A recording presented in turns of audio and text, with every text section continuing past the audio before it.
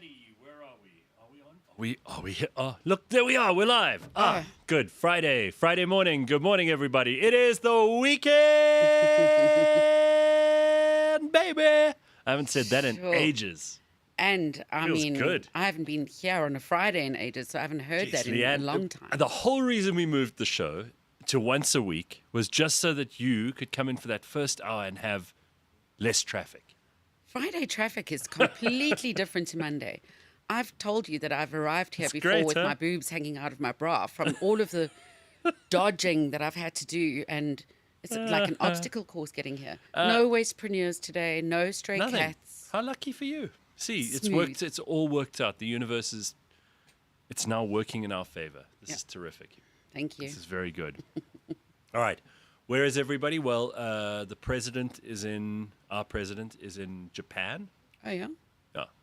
He's there. He was saying, he's just so schmarmy and like wheedling and Old cupcake. yeah.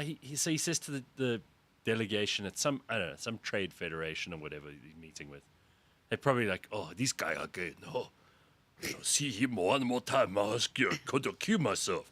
Anyway, so he arrives and he goes, "We're not here for aid. We're here to trade." Like he thinks. Well, I mean, I'm paraphrasing. Yeah. But that's pretty much what he was saying. And the reason he's doing that is because he knows that once these Trump tariffs kick in, our exporters,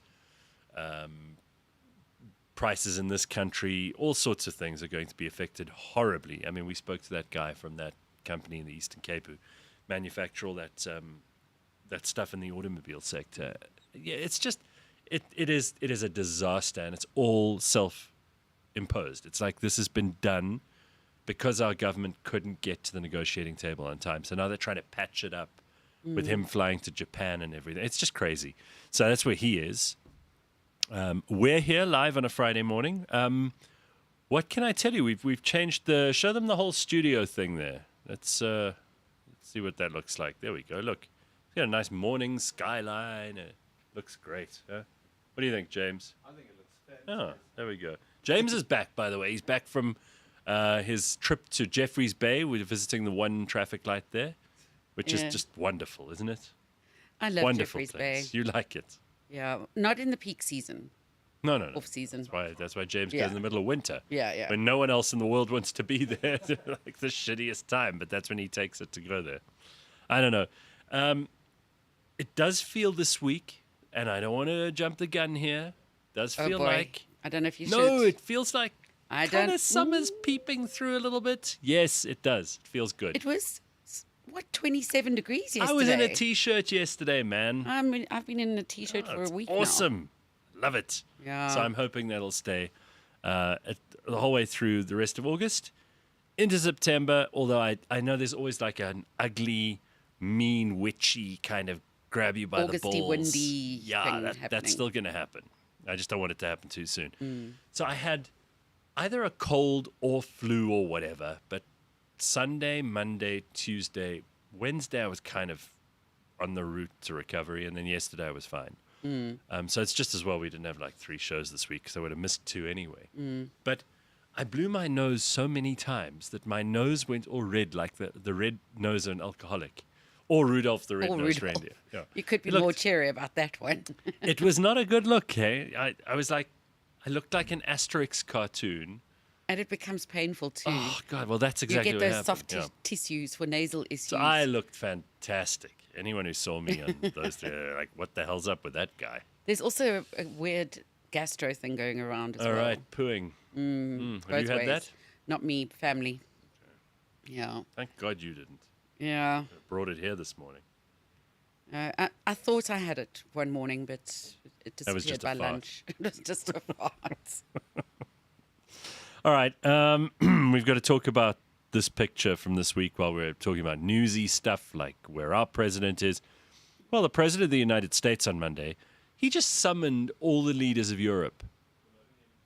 Like you know how the headmaster calls you to his office? It's more of a boss thing, that you're going about your day normally and then suddenly there's this, drop everything. Well, yeah, everybody has to like report to the office. Yeah. And then they were all sitting outside the Oval Office on like chairs, but in a row. Like you would wait at the dentist's office, for example, if you had an appointment to have your teeth cleaned or something. Everybody just sits in those chairs and they kind of just look ahead. Maybe they talk to each other a little bit, but they're kind of waiting for something to happen and who's next and what's the queue like? How far am I along? Like that an sort of audition. thing. It's like an audition. That's probably a good way to put it. So they had Emmanuel Macron, Giorgia Meloni from Italy, Keir Starmer, Ursula von der Leyen from the EU. Look at them. Oh my gosh. They do look, Right? They look like they know they're in trouble. It's so great. I just love that. And then... But also look at the uniform. Yeah, I know. It's just great. Isn't it terrific?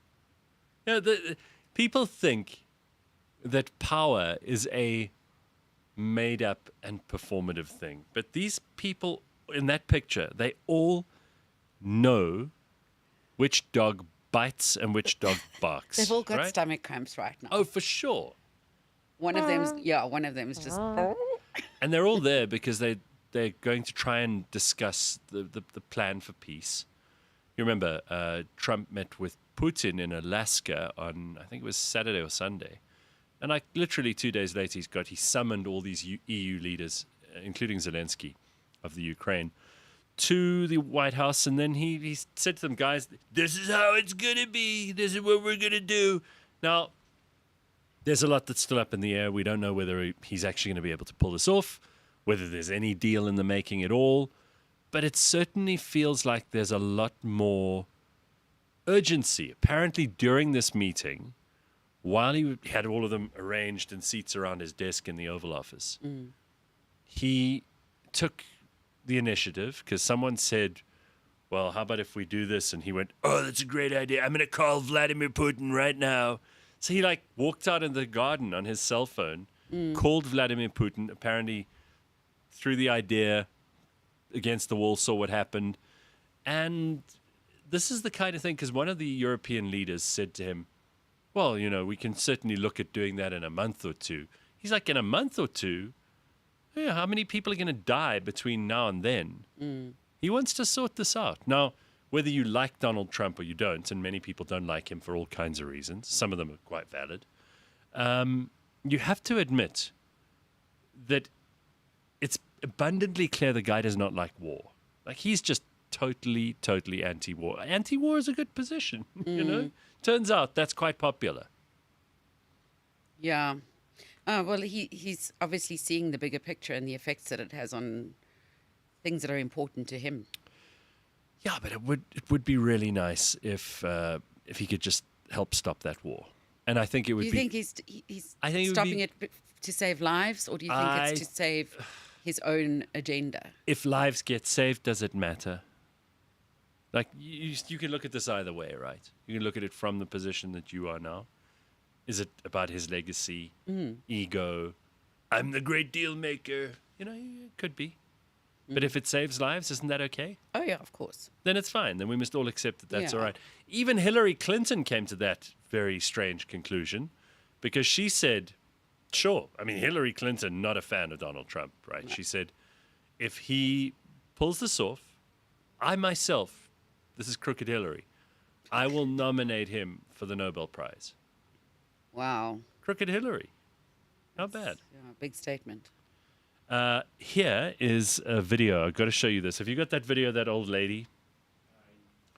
You know how I've become less and less sociable.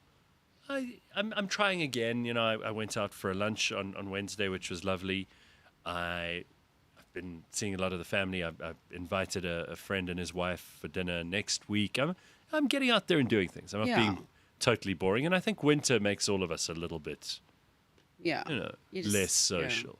But this is funny because I've found the perfect person to answer my invitations when I don't want to go to something.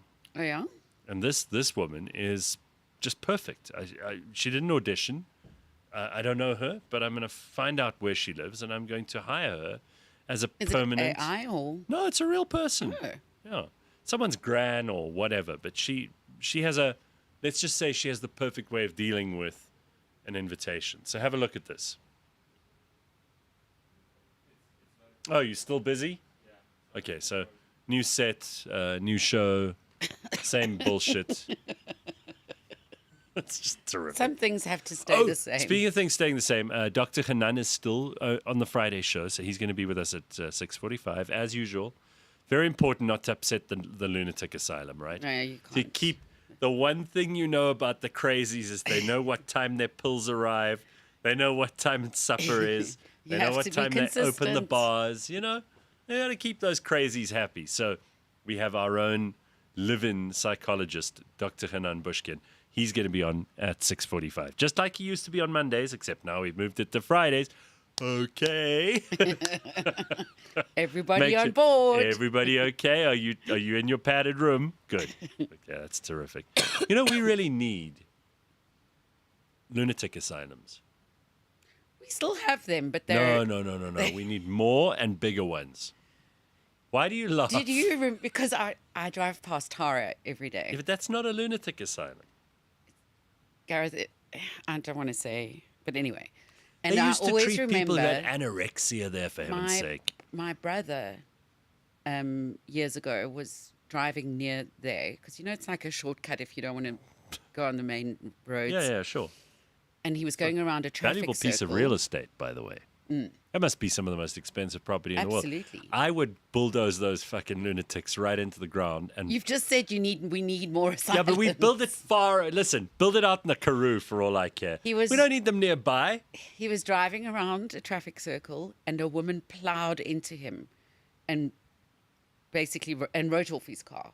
Oh, she was in a car as well. Yes. She didn't do this on her own. She didn't plow into him like. No, like she was not some like a kind running of, bull. She was like an X-Man mutant. He wasn't a buffalo. All right. Okay. And wrote his car off and said something and then drove off. And she was an escapee from Tara. Oh, she'd escaped that day? She had escaped and got into her own car. She'd been locked in there and she found a way to get out. She got into her own car Wonder what and she was in there. fled I wonder what she was in there for. and wrote my brother's car off. How bizarre. Wow. And they can be, some of these people can be aggressive. I mean, I saw, you probably have seen this as well. It's certainly not my favorite thing to talk about this on a Friday morning, but you've seen a lot of these stories in the news lately about these parents who kill their kids or whatever. You know, there've been a couple of these incidents over the last maybe year or two that have made the news. And I can't even remember the kids' names because when a story like that comes up, you know, I kind of boast about not paying attention to the news much anymore. But when a story like that comes up, I want to block it out. We don't ever really learn the names of the children. They will say baby Jessie or whatever her once name there's is, been you a know, court or his name appearance. is. Yeah, so they often will have these stories in the news. And when they come on, I'm just like, I can't. I just scroll past or switch to another channel. And I know that that's probably, for some people, that's missing the point. You need to know what's going on. And Yeah, but that's like, you don't need to know what's going on. I really if think... I see a lion kill and I change the channel, I didn't need to know what was going on. I don't want to see like animal abuse videos on Yes. YouTube, you know, or social media generally. I don't like seeing snuff films for the same reason. I just don't like allowing that stuff into my world. I sound like a real hippie and kind of, that's not part of my reality. But it's really unpleasant. Yeah. And when I hear stories like that, I'm like, those people should be in institutions, the people who commit those crimes, because we've got very, very bad people. Yeah. You know, people who ordinarily, I mean, I'll show you a video just now of a woman in a store who clearly has something wrong with her. There's something, the wires are not connecting in her head. And she does this thing where you can see she vacillates between, hi, I can calm down, to like raving like a, ranting like a lunatic. Like She's having an episode. yeah, it's bad. And a lot of those people, You know, in the old days, and I'm not talking about during even my lifetime, but I assume during the lifetime of my parents or grandparents, they used to have institutions that would be places, first of all, to protect those people from themselves, but also to protect society from them. But they still are. It's just they don't call them those anymore. Well, they should be full to the brim. There was that We woman. surely have to build another one. There was that woman who worked at the SABC. She was an actress on one of the soapies. And she Well, that would drive anyone crazy. did something horrible to her son with an iron, Oh, my God. The real life person or the soap actress? the real life person. Oh, okay. I thought you And- meant like the character on the soap opera. She ended up in one of those asylums. What are they called on the far west Rand? What was it called? Vescopies. Vescopies. So Dr. Robin says, I did my psych block at Tara in 5th year. It definitely is more than an eating disorder place. Oh, yes. Yeah, I know, but there are people there who are not raving lunatics. Look, You're not even allowed to use the word lunatic, apparently.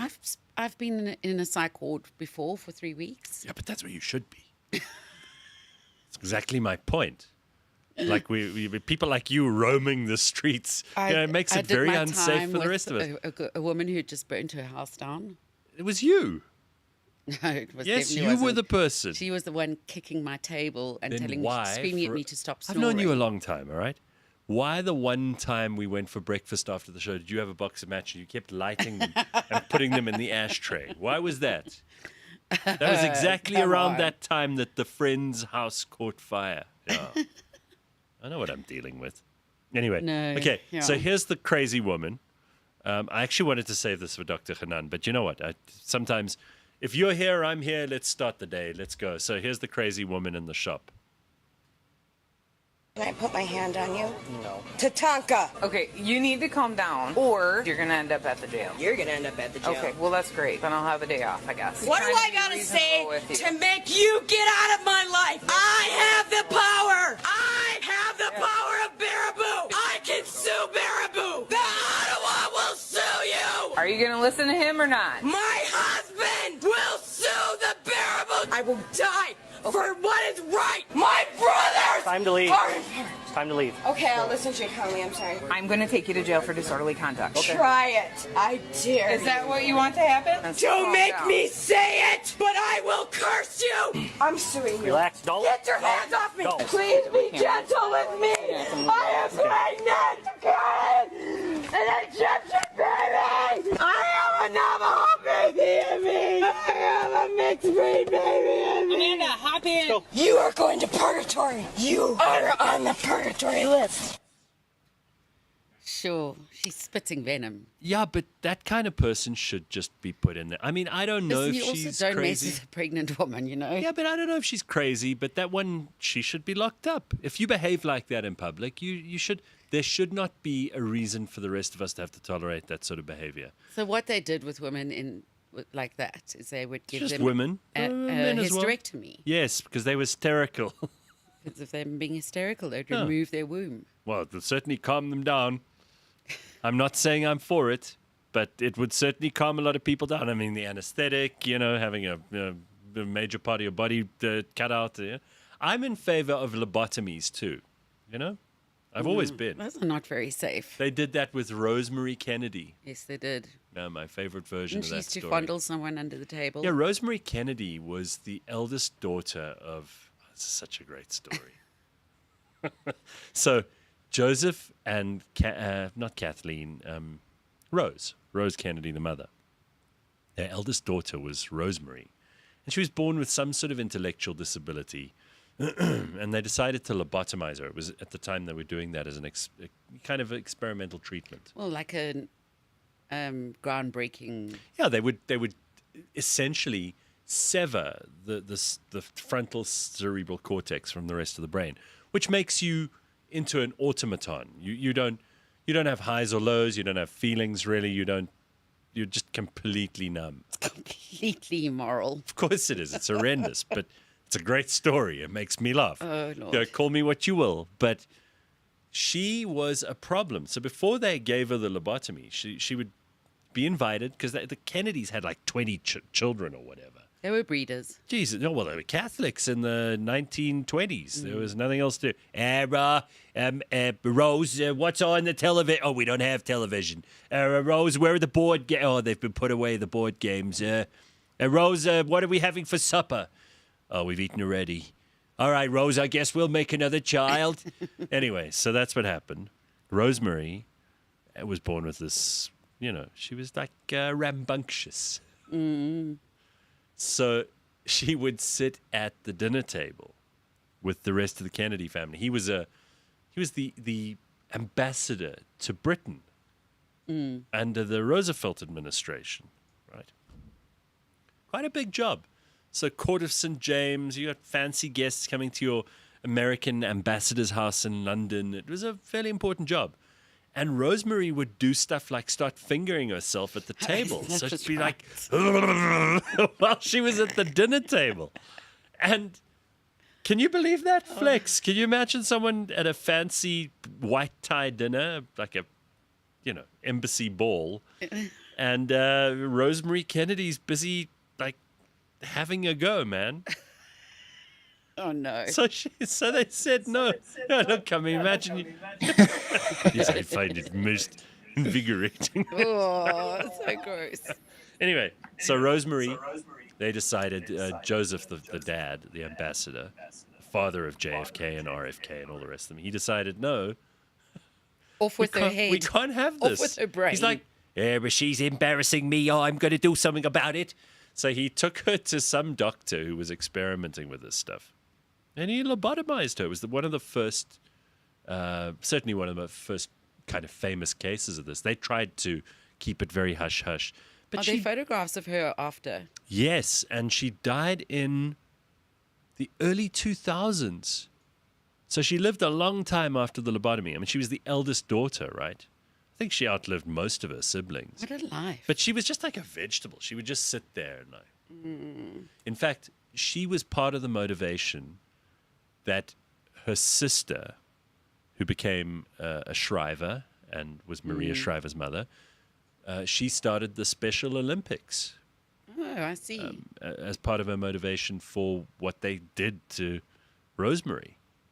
But she was a real problem, Rosemary. I mean, she'd hump the dog, and she was disastrous. I mean, she, starts squealing like a pig and roll around on the floor, and there's definitely a lot wrong there. But people like that used to put them in a building far away from the rest of us.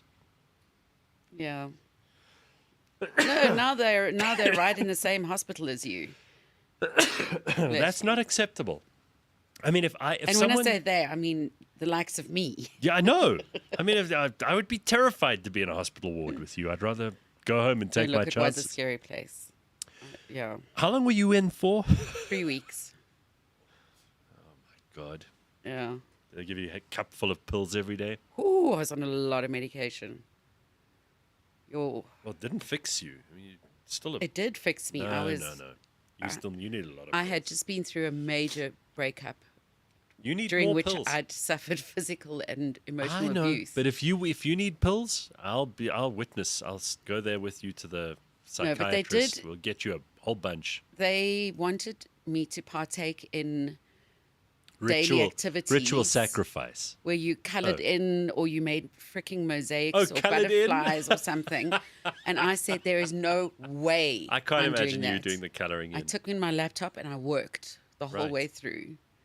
And everybody else would go off. In fact, one of my roomies came back with a colouring in thing she'd done for me. A peacock. I still got it. I'm scared to throw it away. But no, I didn't partake in those activities. They made dream catchers and things like that. Oh, yeah. That's very popular among the lunatics. Are you allowed to use the word lunatic anymore? Probably Can you not. say that? You can't use the word retard. Okay. But the... But speaking of which, is this acceptable? Because I saw this ad for a particular piece of equipment, which yeah. apparently you now buy should you have a relative like this. Go ahead and show everybody, James. We were going to build one in the studio, actually. And like a big device? You'll see in a minute. You know which one I'm talking about? Okay, yeah. The cage, James. cage. Yes. Didn't I send you that video? Yes. Jesus. Guess who's going in first? I'm James. putting you in it. James, I sent you the video. Remember? Yes, yes. This is an actual ad for. I'm telling you, like sometimes the lunatic asylum comes to you. You don't go to it. Anyway, here is an ad for a particular piece of equipment, a device, as Leigh-Ann puts it, that I think may pick up maybe lots of people who want one of these. Could be helpful. Yeah, it could be very helpful. And in situations where there's someone in your house or your family, like a Rosemary Kennedy, instead of taking her and like chopping off the front of her brain, which seems a bit barbaric, I'll admit, is a bit severe. Talk about cutting edge surgery. Well, it was at the time. Yeah. But instead of doing that, maybe you just install one of these.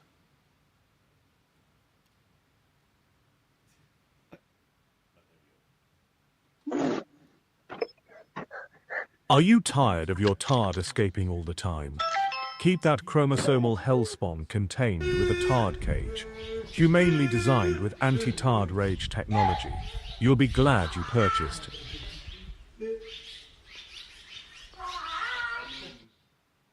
Look, it's that's severe, I admit, but it's actually for sale. You saw there's a number you can call. No. I don't know. I think you probably only buy it in America. But No, that's terrible. oh, is it terrible? Is it? You don't think it's a good idea to install one here in the studio? No. I mean, it'd be perfect for James. I'm going to ask the comment section if they would agree. I mean, Oh, boy. you know. You can always rely on your comment section. All right. While we're waiting for that, because we do have, we've got lots of stuff to get to today. We've got a full 3 hours. Oh, look, there's James. There he is.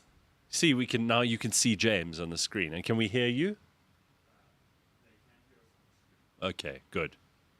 Because up to now, people were complaining. You hear this funny voice in the background. Yes. Show them Flex as well while we're in that horrible room of yours. There he is. Look at Flex is basically in it. He wears his hoodie 365 days of the year. He lives in his He does. hoodie. He does. All right, so that's the It's his producers. safe Look at those space. idiots. Look at them. That's what I got to deal with. That's our Todd cage right there. Oh, my God. Hey, you didn't come here for political correctness, No, did this you? is true. All right, so while we're going to the comments and everything else, Leigh-Ann is going to tell us about the internet's best secretive websites. This sounds dodgy. Already I'm worried. But considering what we've already discussed this morning, there's nothing dodgy that could possibly impress either you, me, or Leigh-Ann. So let's go. The most secretive websites. Here we are. Brought to you by Leigh-Ann Mole. So this is compiled by Savvy Gamer. Okay. There's a website called... How is she? Oh, very progressive of you to assume it's a she. I did. Is it a she? I have no idea. Okay. Savvy Gamer. We're sorry if we misgendered you there, but let's go. Mostexclusivewebsite.com Oh, is a website which allows only one user to visit at a time. Oh. So it's all about the singularity of the experience. What happens there if it's so exciting? I tried to go in myself because I was promised an interactive, quasi-meditative digital interstice, completely Sure. immersive and without distraction. So I entered my details. I was in 4th place. Oh, but you didn't get in. Well, I kind of got distracted, went off to go and do something else, found a hair on my chin that I needed to So pluck, you missed and I lost out. my place in the queue. Oh, no. Okay. But that's the most exclusive website in the world. Yeah. Wow. Okay. So, I mean, it So could if be anyone quite, wants to give it a whirl, You know, I mean, if you're looking for things to put on your CV, let's say you're applying for a new job, you're looking for something new in your world, you need stuff to say you've done, right? And most people, they say they've climbed Mount Everest or done they've certain swum in the courses. Arctic, or they've gone and done a course in coloring in. But you could say, I was one of the few guests on the most exclusive website in the world on the 22nd of August. That's called it on there. mostexclusivewebsite.com. Mostexclusivewebsite.com. All right, what else? This one you'll like, but you have to pay. You have to pay monthly, like 88 Rand. Yearly is 49 per month. Yeah. And yearly elite is 89 per month. But I think this is something you might enjoy. It's called geoguesser.com. Oh, let me, can I guess? You can guess her. All right, so this is be a website that gives you a picture of some geographical feature or place in the world or building or So map or something, and it says, where are we? Yeah. And you have to guess. So it's a little bit more engaging. It's a location-based video game where you are taken to a random Okay. Google Street View, and you have to guess where I you could are. play this. So you need your I'd love geography, that. your history, your culture, I knowledge. would love that. You know, there was a time, and I always say I'm not a gamer, but there was a time where I was very into those city builder games. Yeah. But I'm talking years ago, right? And I just loved like terraforming the place that you're going to build the city in, and then installing all your streets, all your sewers, your water pipes, all of that stuff. It was lots of fun. I think I've seen you before on the corner of Santon Drive where you were Yes, digging I holes was and digging fixing holes pipes. and planting pipes there. Yeah, it's my favorite thing. That's what I like to do. Just by the way, Signet wants to know, is the cage or the person for sale in that ad? I don't know, but why don't you try? Get a You saw the 2-for-1 number. special. If you Yeah, you take saw the number. person. Signet also says, rumor has it that James went for a lobotomy while he was on leave. Slippery Pickle wants to know, with these exclusive sites of yours, knowing Leigh-Ann, it must be an S&M site. Oh, wow. What? That's your opinion. That is such character assassination. Rebellious Ruth says, my son had an appendectomy 5 days ago in hospital, but the ladies and gents that work there are brilliant, she said. Well, that's good to know. At least they didn't give him the wrong kind of operation. Like, what if he and Rosemary Kennedy were Yeah, in if there they at the got same confused. time? And, okay. Gareth, whatever season that blue you're wearing is, it definitely works for you. Looking suave, says B. I've had this shirt in my cupboard for, I don't know, like a year and a half. I've just never had a reason to wear it. I always thought it was too jolly. And then this morning I thought, screw this. It's Friday. We're all in a good mood. Too jolly. It's too jolly. It's just too jolly. It's like, No. Yes. And then I too thought maybe jolly. it's like, because it's a, what do you call this? Tartan. Is it a tartan? I think it's more like a plaid shirt or Plaid something. shirt, yes. So often I see a lot of lesbians wearing these, Yes. right? It is a go-to. And lumberjacks. Mm-hmm. Canadians, a lot of Anyone Canadians who like to visits wear these. Builder's Warehouse. Sure. So I thought maybe that's not the good reason, but I like this. I think I shall wear it again. But thank you. good. Thank you, B. Retard is back, judging by my social media feeds and podcasts, says Mo Rabbit. Yeah, but listen, some people never really gave up on that stuff, hey? Down with the cage, says someone else. Yes. That's fine. I love that cage, says Lee. Minimalistic. Some of you people really need help, hey? And then some people are They saying, need help. I'm half an hour behind in watching today's podcast, but that photo of the European leaders waiting in the passage is confirmed as AI false. This is happening a lot where people are putting things into AI and saying, is this true or false? And then it turns out the AI believes it's false or true, depending. And then the AI is wrong. Do you know that AI gets a lot of its information, and obviously some AI engines are better than others. We've talked about AI so much, I'm blue in the face talking about this stuff, but we don't know whether it's using the right sources or not. It could be plugging into the whole of the internet, and the whole of the internet's also got a lot of bullshit in it. So Yeah, of course. the AI doesn't always A know lot of made-up stuff. what's right and wrong. It just uses an accumulation of all the available information, and sometimes the available information is bullshit.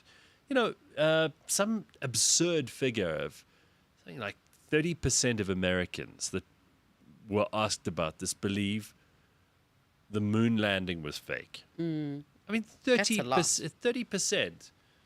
Now, those people are also on the internet, right? So if AI is asked, was the moon landing faked?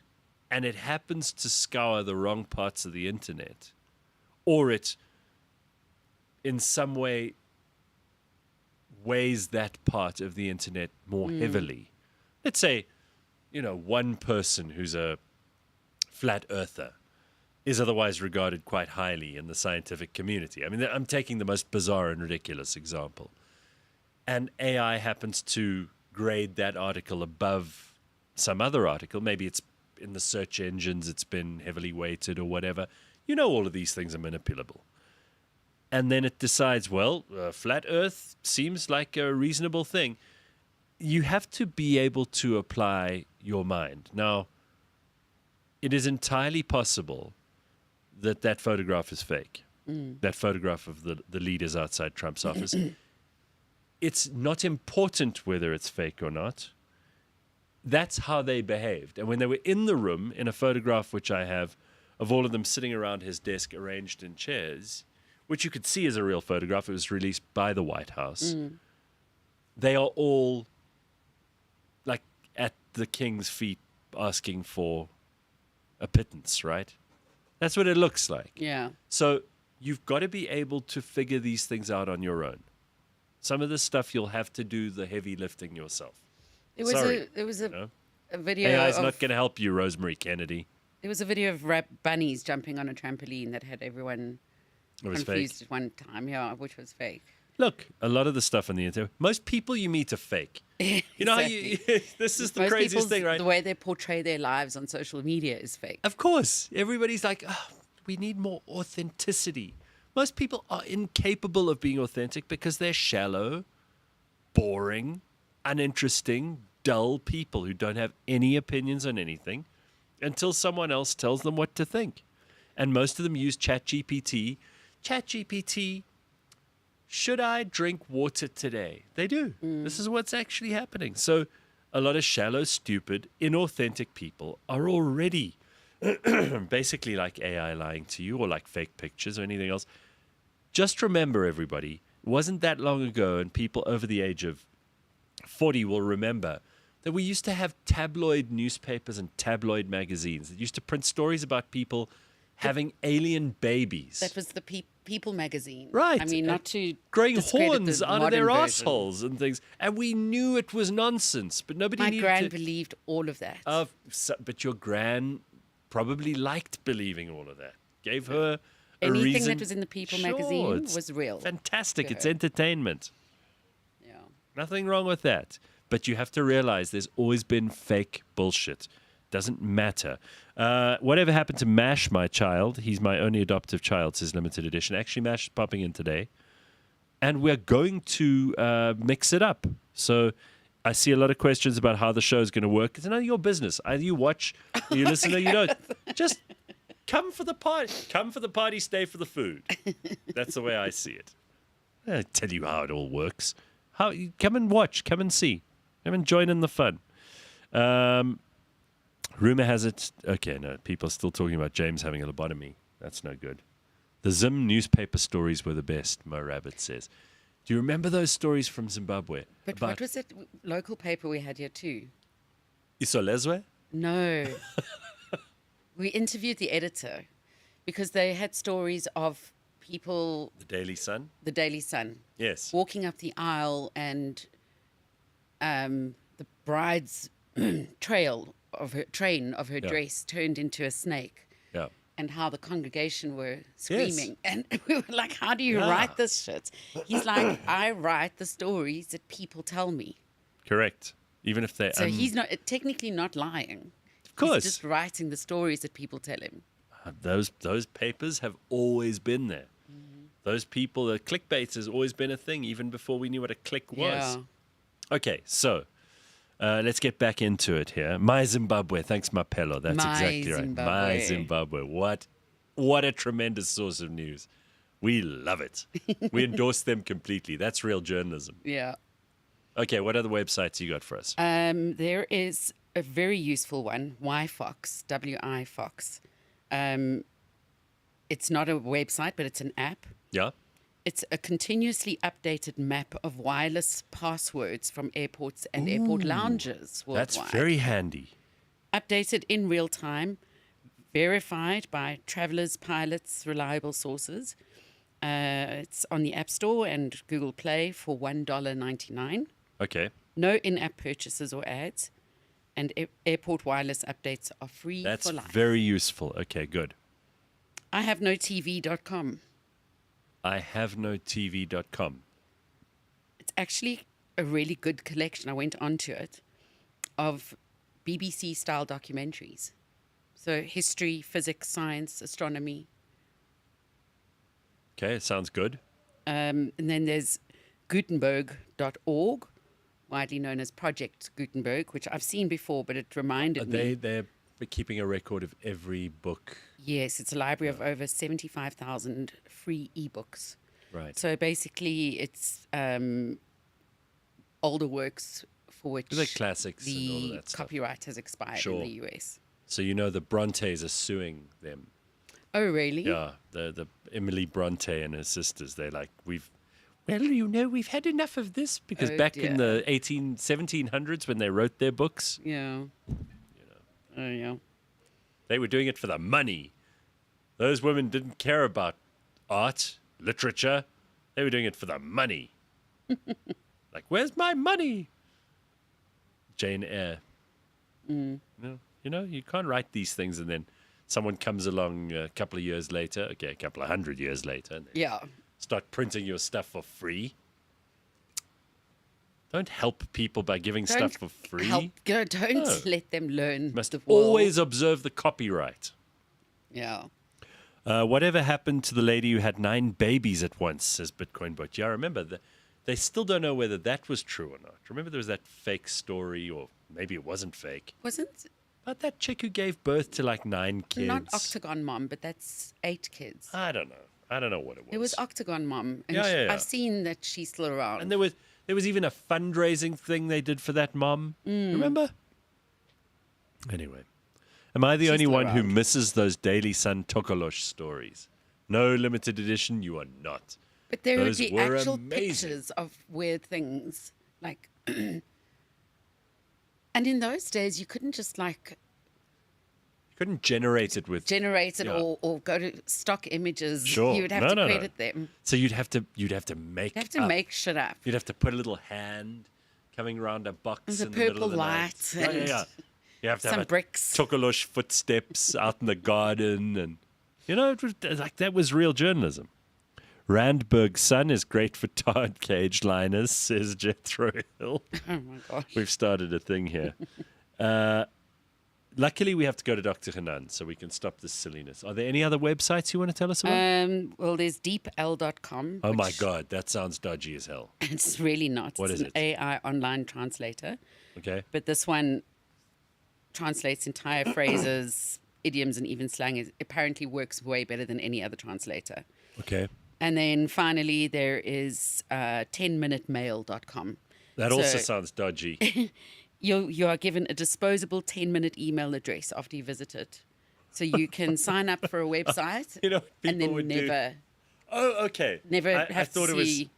Yeah. It would give you an anonymous email address to send rude emails to. other No, I got one. Mine was generated as I only know it in Zulu though. Okay. It says Dr.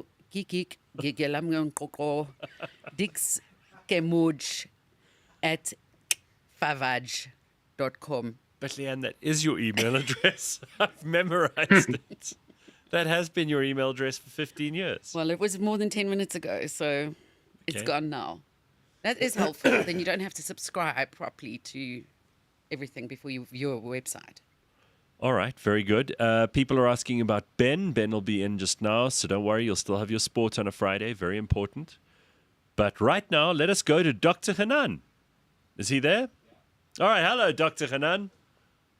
Welcome, guys. How does it feel being in the new set? I love it. Are you kidding? I mean, this is the best thing ever. I've had such a great week. Despite feeling sick on Monday through Wednesday, I am on cloud 9. There's something about like taking control of your own schedule and deciding these are the things I'm going to put into the schedule. These are the people I want to see, the things I want to do, obviously within reason. We all have to do things we don't want to do sometimes, or that we're maybe not as excited to do. But that's important. You've got to try, and what's the point of being free if you can't arrange your life at least maximally, within the strictures that you decide are the important ones, right? 100%. 100%. How many times do we say, if you're not the chess player of your life, you're a pawn in someone else's? Correct. So, and I'm not going to be the let this chess player. audience bully me anymore. They're so demanding. And the one thing we've kept exactly in its place at the same time as you, because We need the consistency. You know how in the mental hospitals, the pills arrive at the same time. You got to have routine. You unstrap Leigh-Ann from her bed at exactly the same time every day. Make sure she gets her meals at the same time every day. Make sure she gets to watch the same TV show. Coloring in. All the things Leigh-Ann and I need, we got to keep at exactly the same time. That's you. So I'm very thrilled that you could keep this for us. Okay, so Dr. Hanan, I want to talk to you about something that it disturbed me, but it also pissed me off quite a lot. There was this story in the news yesterday, I don't know if you saw this, about these two high schools in Roodepoort. Okay? They basically are having a turf war. Well, in the news, they claim the news story was published yesterday in one of the websites that I was on. They said they were fighting about a hoodie. Oh. Yeah, these rival pupils from the two schools. So it's Hoërskool Roodepoort, and then another one called something else. They don't. It's not in the story in front of me now. But several learners, including the principal, were stabbed. Jeez. Stabbed. They took knives to school.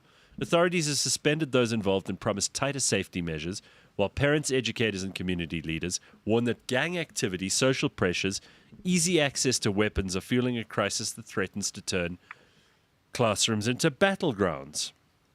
So I wanted to know what you think of this. Like, if you're a parent, and a good parent, because obviously a lot of these parents are terrible people, but if you're a good parent, you send your kid off to school, you don't expect them to have to deal with stabbings. What the hell's going on here? So there are a couple of angles to this, and I don't know if you know this, but only 30% of South African youth grow up with both parents in the home. Yeah. 40% grow up with their mom taking care of them only, so no dad in the house. Yeah. How many kids, I wonder, make their beds in the morning? How many kids have chores? How many kids are taught responsibility? How many kids are taught, basic principles and values? And I think we are degrading as a society, and I think we are not serving our kids well. And I'm not just blaming parents, I'm blaming the schools as well. And actually, the kids, whilst they have to take responsibility for their actions, it is the parents at home that teach and impart values. And there's no ways, I do not believe that this final act of violence just came out of the blue, came out of nowhere. Nobody saw it coming. It's always like, well, I don't know, we didn't see it coming. Oh, really? Right. And what did you not see something building up way before, and you kind of ostrich it by sticking your head in the sand and pretend that nothing was going on. And then when it finally exploded, it's like, oh my God, how did this happen? So I think parents need to take responsibility, because you should be involved in your children's life. When your child is not doing the homework, or they're getting bad grades, or they are playing too many TV games, or they are not engaging in appropriate ways, not with you, not with dad, not with their friends, speak up. Schools, when you see the child or the youth or the classroom not acting appropriately, or you see individual child, degrading in whatever way, speak up. I think we need to create a culture of principled children. We need to create a culture of proper consequences, proper rewards, proper structure, proper values, and speak up when you see something is going on. Well, what do you think of my solution? I say bring the parents in of the kids who had the knives and just shambok them in front of the whole school. Do you think that would be a solution? It's a good start.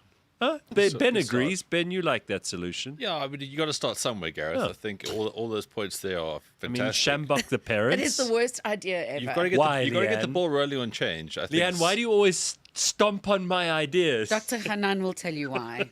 Okay. You're going to deputize Dr. Hanan to do your stomping on my ideas. No, I mean, this But is you know what? obviously... I'll tell you something quite interesting. I heard, and you can check this out. In the States, I think there's a law that's coming up where children who commit heinous crimes, Yeah. the parents can be held culpable for their children's crimes. Have you heard of that before? There was a landmark case involving a school shooting where the parents were actually held jointly and severally liable for the actions of their kids because these parents are doing a terrible job, right?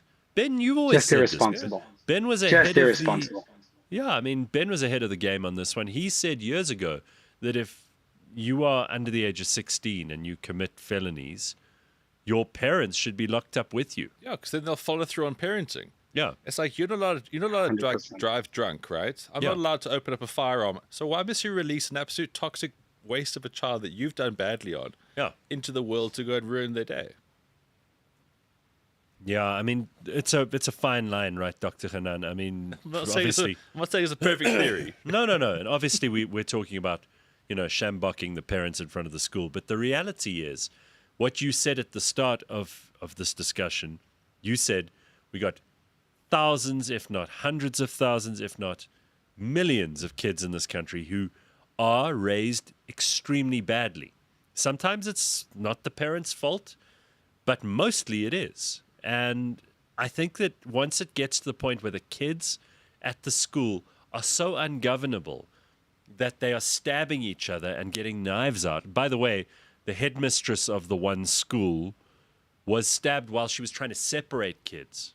And they're talking in the news. This is the thing that drove me crazy. They had some woman on the news from from Action SA or one of the political parties that's trying to muscle in on the action, literally. And they had this person say, well, our solution is that we're going to barricade the street that the two schools meet on. So when they go home from school in the day, they won't be able to walk down the same street. It's like caging animals instead of... Yeah, getting but to for the me, bottom that's of the way solution. too late. Yeah. Yeah. For me, that's way too late. Yeah. That's kind of dealing with the symptom as opposed to the cause. Just remember, when you talk about any condition, let's talk about addiction.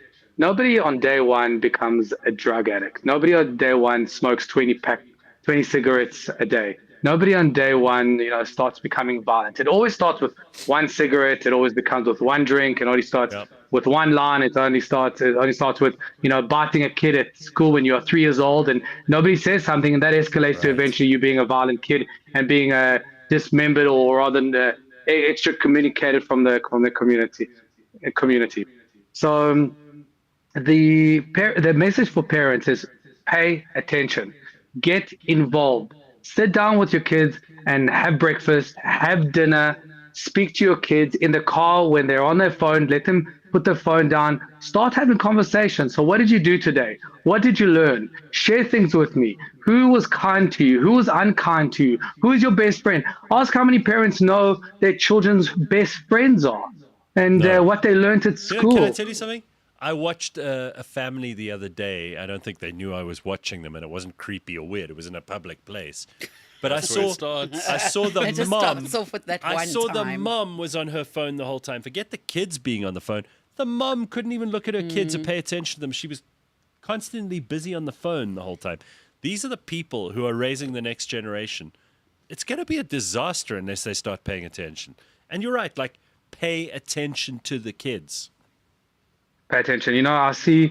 When I see children in my office, I had a 14-year-old child, a naughty child in inverted commas in my office, and I always ask the parents to come with.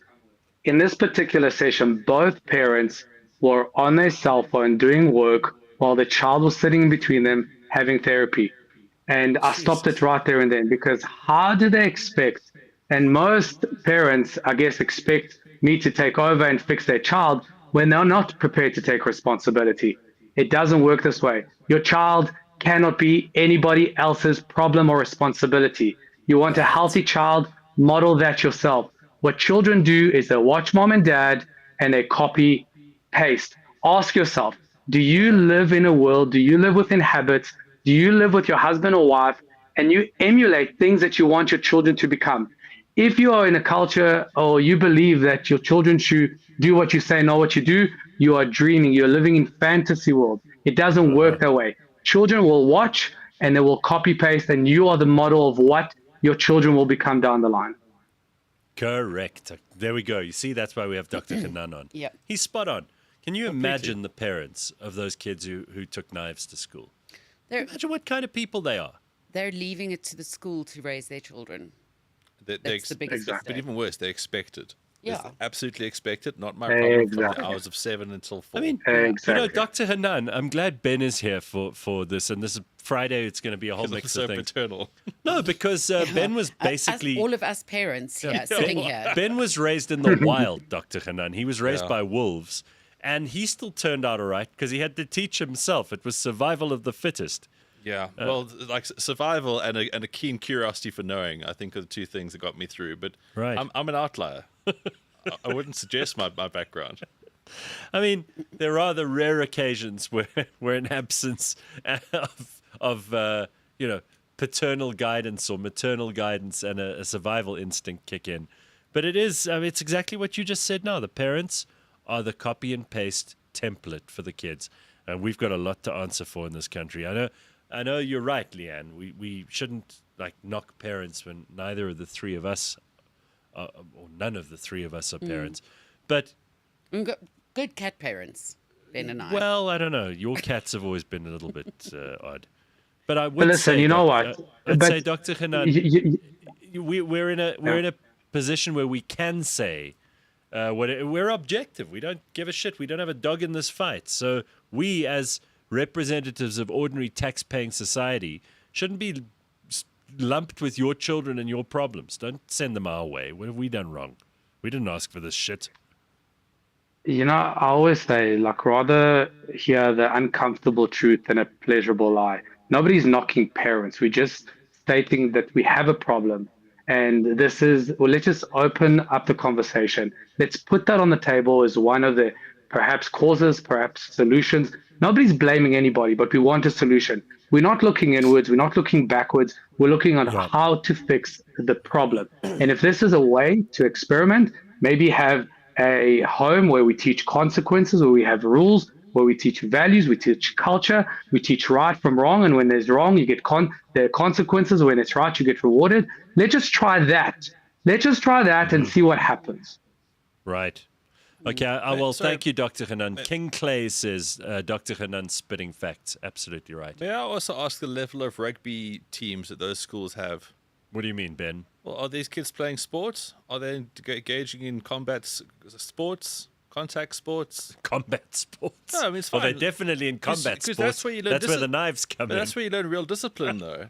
So I want to know, how. But do you know what? Do you know why that's very powerful? Because sports emulate life. Because ultimately, our job as parents is to prepare our kids for the real world, and the real world works with rules, consequences, rewards, and accountability. And that's exactly what sport is about. There are rules, there are rewards for doing well, there are consequences for doing badly, and there's accountability because there's a referee. And that's why sports are an incredible teacher for life. And if we can put more kids in sports, you'll just teach them how real world works. See, that wasn't on my bingo card for today. Dr. Hanan and Ben agreeing on something very good. All right, Doc, thank you so much. I've lived, guys. I've lived. I've met people. I've been at places. All right. Thanks, Dr. Hanan. Have a good weekend. All right. Apparently, Westridge, Tinnicker says, Westridge and Roodepoort are a few blocks apart. A cell phone was stolen, but Westridge came to Roodepoort and attacked learners. These are high school kids. We used to be right next door to the Afrikaans high school when I was at high school, right? And we didn't really like each other. Yeah, they are seen as the enemy. Yeah, but we'd have sports days where we'd be like rivals, and there'd be cheerleaders saying shitty things in like high school terms. Yeah, like you suck. Yeah, you suck. Oh, your uniform's cuck. You know, that kind of thing. It wasn't like, I never ever saw a knife or a gun or, you know, and... Yeah, but you also had the healthy competition. Okay, better parenting probably as well. Yeah. But, guys, really, I mean, so I made this little, like, this docu-series a couple of years ago. It was based around Bosmansdam High School. Oh, yeah? And prior to them becoming a strong rugby school, there was a lot of sort of, like, scuffles. A little bit of turf war here and there. Yeah. And the rugby did set a lot of these kids straight. Simple as that. I think we should watch that. Is it still around? Yeah, it's on the Ryobi YouTube channel. Okay, well, we must go It's and like look an 8-part series. I went there and I met, like, so there was a woodwork room. Yes. And nobody gave a fuck about woodwork. So they converted it into a gym. Okay. So then kids got to work out, kids got to play rugby. A lot of them went on to play for, like, Western Province. One of the kids in that sort of generation is now playing for the Currie Cup Bulls team, Riyad Bam. Stories and stories, but rugby helps these kids have an expression point. It gives them discipline, and it gives them belonging. That's the whole thing, is that there's no belonging, so that you're constantly angry and anxious about things. So you know that you're going to play rugby, and then on Saturday, but also, as a team. I do think we should really just... We need a small nuclear weapon for places like Roodepoort. Oh, come on. Like contained. I mean, honestly, I do think Roodepoort has kind of slipped through the cracks and we're all pretending it's just a normal neighborhood. It's not. It's a terrible place. And I do think some places should just be fenced off and those people shouldn't be allowed out and we shouldn't be allowed in. I really think Roodepoort's one of those places, I've got to say. I feel like you could have given my story 20 more seconds before you went to that. Sorry, Ben. I'm very solution oriented. Roodepoort plays sports. Do not know about the rest. The irony is Roodepoort was Afrikaans, but it's transformed into an English school. Carl dos Santos, who I'm thrilled is back in the comment section for our Friday show. I went to the Hull Ha in the south. Leigh-Ann knows that one well. I do. I know the You whole. had boyfriends there as well, didn't you? No, but I have family members who went there. Oh, yeah, but you were in a gang at school. I mean, you're the perfect person to ask. You used to like kick other girls and shit. That was in primary school. We used to play a game where we said Oh, it's always a game for the bully, Leigh-Ann. Yeah. It's Where not a we- game for the Not for the victim. kid in the interlocked rubbish bin. arms and made a line, and Yeah. we'd sing "We walk straight." You better get out the way. If you don't get out the way, we'll kick you out the way. Yeah, and you did. So that's not gangsterism. You were in a gang. Stop. Dr. Hanan just Stop said downplaying it starts with a line. Yeah. The line you'll walk there. Listen, Right. it was worse in high school. That there, I mean, I grew up in the times of terrible people from that area. Tell the people, Leigh-Ann. Yeah, gangsters. Not necessarily gangsters, Anyway. but murderers. So Carl says, I went to the hill in the south. If you don't have a knife, you were given one on entry. Oh wow, Yeah. I'm telling you, the parts of Joburg, like we didn't have knives. like at my school. Roodepoort, just you should not. I mean, like you really should not be. You should not be going there under any I circumstances. can guarantee you right now, if you start a boxing academy in that school, you'll have less knife crime. You're probably right. I do think you're My right. boyfriend though did stab a Yeah, you pupil see? in the head with a pair of scissors. See, But That's that the guy- shows that there were no knives. this is It's well. proof. Yeah, that But- was more stationary than weapons. This is like the London Metropolitan Police saying, we don't have a lot of gun crime. But then it turns into knife crime. And when you take away the knives, then they find pens or whatever else and they stab Yeah. each other with those. Exactly. You know, shitty people will always find a weapon, right? Always. They'll break a mug. Well, look at You've seen- prison. Prison. Shanks. Yeah. They'll make a shank out of anything. Patrick says, except Julius gets nightmares with woodwork. Oh, that's true. But Julius Malema. Are we still making jokes about him and his woodwork marks? It's been like 15 oh, years. jeez, I that was, think- I had forgotten about that. I think it's like an old classic. You bring it back Oh, here and okay. there. So it's Yeah. still got legs. Leigh-Ann seems like she was a horrible teenager, says you. Well, that's my brother's recollection. Really? I thought I was okay. Oh, he also thought you were a horrible person. He did. He said I was the worst. Okay. Have you seen the knives they sell at China Mall? They should be banned, says Marius. China Mall has like a knives They've got all section? kinds of shit. They've got everything from you can buy probably an airplane, underwear. You could probably buy military security grade, Yeah. fencing, whatever you Sure. need. Yeah, fencing. Now I finally know. I was thinking about fencing the other day. You just solved the problem for me, Leigh-Ann. China Mall. But I don't think you could find anything at the China Mall. Well, you can't find high quality electronics. Yeah. You can find cheap ones Yes. that will break after about a week and a half. Yeah. But yeah. Okay, and then Marius, go to England if you want to ban knives, says Bitcoin Bot, getting very iffy about this for some reason. Our rival boys' schools in Durban amalgamated. That must have been a shit show for a while, says Durban Dope. Now it's all good, apparently. Just the old boys have a dig at each other. Which is Okay. also fine. Which is normal. I think there's a healthy kind of rivalry and competition, which is best contained in the rules of sport. And it's a game, and people have to learn game theory, and you have to learn victory conditions, and you have to abide by the rules, right? And there's a uniform, and you know you're on this team, they're on that team, and it's contained. It's like starts here, ends here. Yeah. But if you don't have that, then people will find their own games, and it could involve stabbing the headmistress because there are no rules. It's a good point you make there, victory conditions. Yeah. Otherwise, you just got anarchy in life. Correct. All right. Well, we've got everything except anarchy happening on Fridays. I mean, we've got quite a chock-a-block thing going on here. So before I let Leigh-Ann go, I just wanted to make sure that we've covered. Oh, I did promise you I'd show you that woman, the Yes. invitation woman. The woman who declines invitations. Right. So I've decided I'm advertising for a post for somebody who's going to answer all my invitations. This is my RSVP lady, and she's terrific. Okay, take a look. She's getting on my nerves now, talking about me, putting it on the internet. I'm fed up with it, getting on my Here, nerves. who does she fucking think she is? What? Who the fuck does she think she is?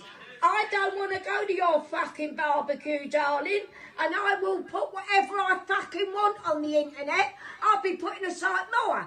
Are you invited to the barbecue? What are you shouting at me for? Are you invited to a fucking barbecue? Probably. Probably. You can shove it up your fucking arse and up hers. And I'll tell you what, tell her to say it to my fucking face, because if I see her, she better fucking hide. You fucking lapping it up and all. And I've already told you, ain't ya? What? I've already told you that Keith can fuck off and all. Wait, if I fucking see him and all. All right. If he shows his face in it, oh, this woman's fucking getting right under my skin. She's getting right under my fucking skin. You better tell her to fuck off. I love the way she keeps moving forward on the chair. It She's feels like she's going to come for she's you. going to come at But you, also right? she's got angels on I the know. wall behind her. I know. It's always those ones Yeah. you least expect. But like the main portrait behind, is that when she was a child? I think she went to Rudaput. I got to be honest. There's someone that she killed. I think that's a very disturbing If you, picture. if you look at the picture behind Yeah. her, that's like her as an angelic child. Yeah, it's I not. bet as a 6-year-old she was telling people to fuck off. All right, well, we've got a brand new show, Fridays for 3 hours, and we've only got through 1 hour so far, so you've got 2 more to come. And as I said on, I think it was Monday's show this last week, I said, if you feel that you are, you're hard done by, you could always split the show into half hours. You get one for every day of the week, That's true. and then you get a bonus on a Saturday. Isn't that great? So Flex and I have done the calculations, and we've decided, well, 30 minutes, you get 2 of those for every hour. We've got 3 hours. Gareth, 6 days. We've worked it out. You and numbers don't go. I want to Stop show you. it. I'm showing you my work, Ben. You know It's how stupid. sometimes people want you to show the work, how you No. get to the answer. That's what I like to No, do. you guys get something I better even brought once. paper and a pen, and I'm going to show you how I do the work. Get it while it's hot. And Okay. that's like telling a fat person, here is a slab of chocolate. Now you have this much every single day, and it'll last you the whole week. It's like, They're not come going to on. do it, right? Just don't be stupid. Okay. Before you go, Leigh-Ann, Yes? do want Ben to share this lovely story with us. Apparently, we're always looking for inspiration, especially on a Friday. There's a woman who had terminal cancer. She got a divorce, and she slept with 200 oaks. Good on her, but did it cure her cancer? No, did nothing for the cancer. The cancer was by the by. She just decided. It's exactly like what happened to me, except the cancer.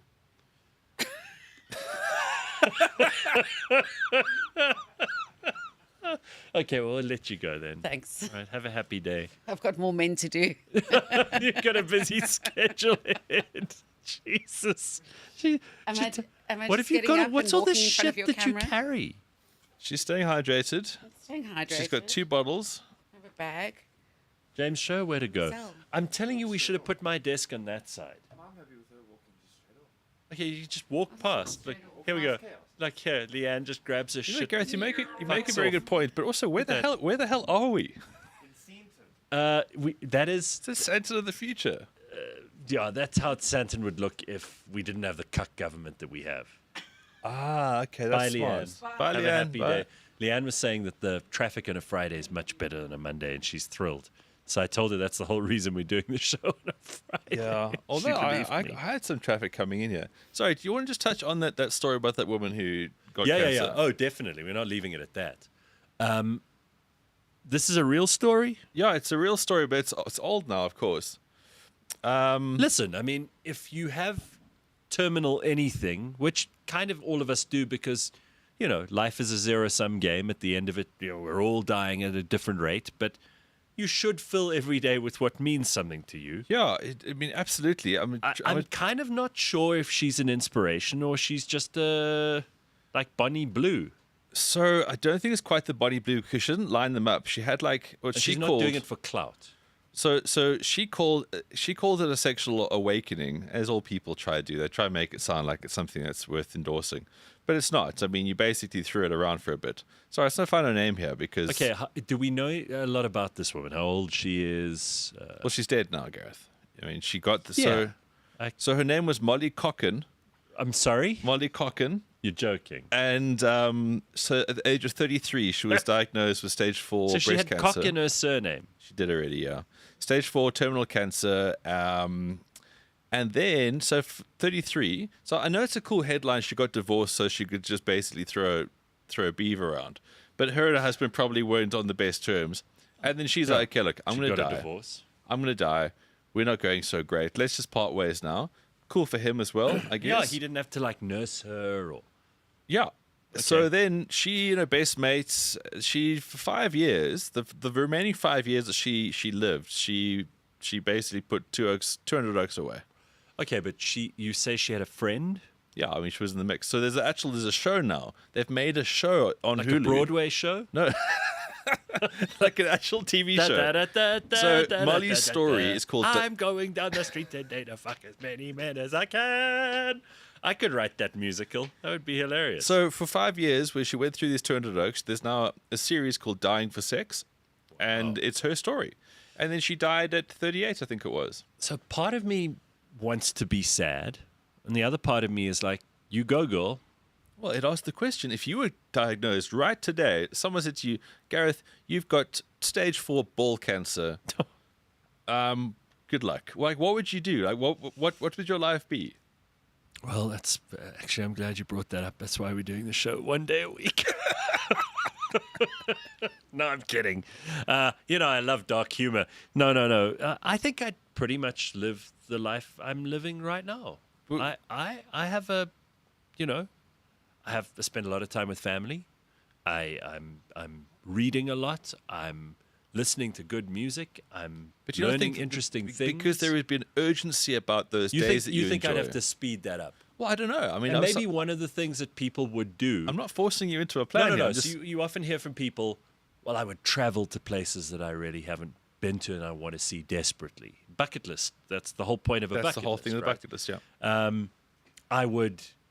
I would tell my ex-girlfriend from 3 years ago how I really felt about her. Kind of. I don't know. I don't have any of those. See, I would never do that because then it's just guilt on her part, and then she doesn't know how to live her life anymore. No, but and it's just, yeah. well, I've done something similar where I just said thank you to. Yeah, I say thank you to people. Yeah. Yeah, but like the whole thing I'm of talking about travel. Maybe there'd be. I mean, I don't think I'd just sleep with strangers. yeah, because you've had your 20s, much like I had. I had a good time in my 20s. I Yeah. don't think that I have regrets. I would say it's probably a bad idea to just have meaningless sex with 200 people So you wouldn't don't like know. Asian And also, prostitutes and... but I mean, okay, so how picky are you? Because no, I wouldn't want prostitutes. I wouldn't want strangers. What is the quality of these people? I think that would make me want to die quicker if I had to bring that sort of debauchery into my life. I mean, you have an ad in the classifieds? Do you go on Tinder and say available between this hour and this hour? Just ring the doorbell at number 25. Yeah, but I guess and then someone pitches up and you're like, so for that's her, not what I want. So for before I her, die. to get back to her story, to get back to Molly's story, is that she probably never had that sort of. Maybe she got married young, and maybe she put all her life into this guy who then became very boring, and then she's like, "Jeepers, I just really want to fucking rail a bunch of guys." I'm happy for Molly if she found it meaningful and it gave her a degree of fun. Well, it also got her mind off dying. That's Sure. another thing that she said. You got to keep busy. Yeah.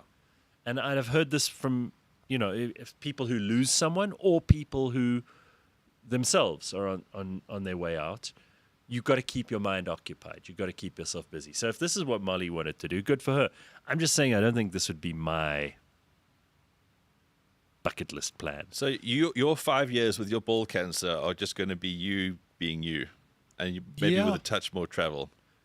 Probably a little more, travel and adventure.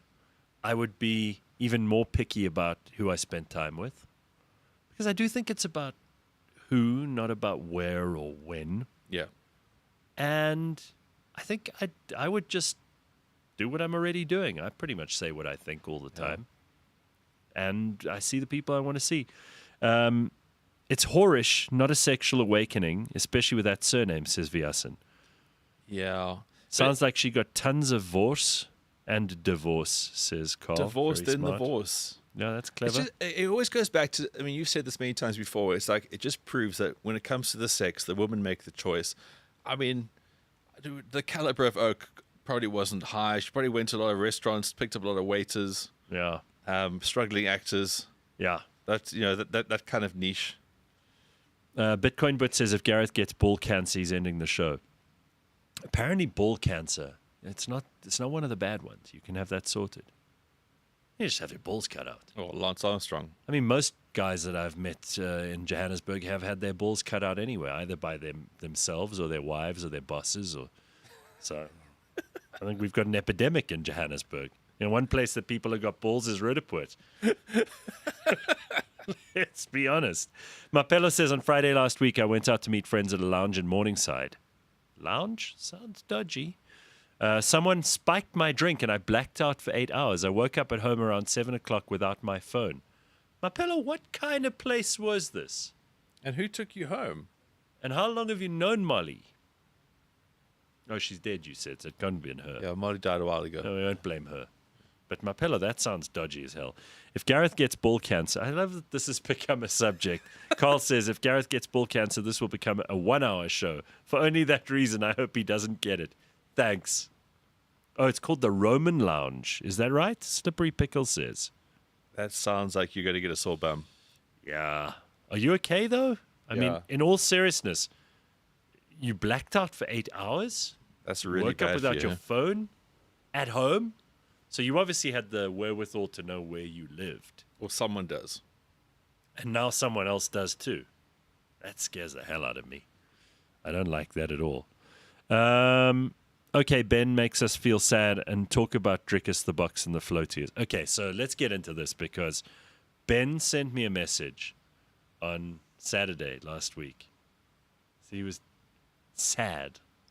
And I saw your clip on Monday where you were trying to hype everybody up again. No, I sent you a message about being sad on Friday night after a golf day I went to. Oh. That was different. So that was a different thing. No, completely different. I thought it was sport related, but I obviously had the wrong sport. No, I went to this golf day, and it's just that I don't want to get into that because that's so in the past. Let's get into the weekend of Well, sport. now you've tweaked my interest. I thought I knew what it was about. I thought it was about the rugby, Dricus, the cricket. We had a shit weekend in sport. I know a lot of people have moved on. Yes. But maybe this is what you need to hear. And so they should. But yeah, the weekend was particularly shit, and it was shit for so many reasons because a lot of people, as you know, don't have a lot of stuff to cheer about or be excited about or be positive about. Yeah. And sports like that really cool outlet, you know. And as South Africans, we've just become so used to winning and having this this mini accessible euphoria. And that got stripped away from us. But it wasn't just like stripped away from us. It was yanked away from us. The Proteas lost, but that happens from time to time because they play more matches. We've got a little more resistance there. But it's also like cricket it's not really as high stakes, okay? It's just not. Like right now, so they played a T20 series against the Aussies, and now they're playing an ODI series against the Aussies. So it's playing 6 games in like a month, okay? So it's not high stakes. But we don't lose at Ellis Park. The Springboks lost to Ellis Park to a bunch of Wallabies, but thrashed. Like, as in, they wasn't even close. And then Drikus basically got manhandled. Like, he got bullied by a man. And I, for one, learned quite a lot about MMA in that fight because I thought Drikus had decent wrestling skills, but he doesn't have Kamzat Chechen Chimaev wrestling skills. And it was so humbling to watch because there's nothing he could do about it. And Dricus being Dricus, he lost it. He didn't get finished. Sure. He spent the longest time ever against this guy that anyone else has, but he didn't have an answer to the skill set this guy had. He didn't get beaten up. He wasn't mauled. It's just that he was absolutely outclassed. And that in itself really hits home. Like, I was in the sauna yesterday with a guy, and he says, like, I'm still depressed about this. Like, Dricus is my hero. And I think a lot of people are, and normally I would make fun of that and say, well, it's stupid. You should take sports so seriously. But as you rightly point out, for some people, this is the one thing they look forward to in the week is South Africa winning somewhere. I mean, we're not winning anywhere else. So yeah, I mean, Gareth, nice. I kind of agree with you. Like, I used to be live and die about sports, and I have balanced over the years. But then I see people around me all the time. People ask me about stuff all the time, and then it always reminds me how important it is. It's balance, right? And by the way, Bitcoin But, who watches your show on the bounce, says you're just repeating the same speech from your own show. So at least... No, I'm not. At Fuck least you. I said nothing Don't of get it. aggressive, Ben. No, There's no need for that. I hate when people talk out their ass, okay? I did not talk about this on my show this week. All I said was that we had a cuck weekend, but now we were setting it straight. And then we spoke about rugby and positivity. I did not get into the granular details as I have here. Limited edition says, Gareth, you look like a school principal with that shirt on, and Ben is like the scholar in the shorts. He's about to get stabbed then. All right, well, at least I know what the principal of Rudaput. Those poor people. Guys, so just to wrap it up, it was a shit weekend, but we always have to come back. And, like, you can't think that being a champion and being into winning is an easy game. No, sure. So you can't just go, sports sucks. Like, I guys, think this it's is part about of the balance, because if you live and die by how well your team does, whatever your team is, you know, like James is a moron about Liverpool. God knows. Do you have any connection to Liverpool at all, James? Switch on your. We've got a camera in there now. You have to see him and flex. We call it the Tard Cage. James listened to one Beatles song out of by mistake. Is and it now he's because of Liverpool. Paul McCartney? Yeah. I met a Scouser last week. No, we can't hear you. Is it because Ringo Starr banged some chick in Jeffreys Bay? Like, what is the Liverpool what link? is the story? Something funnier.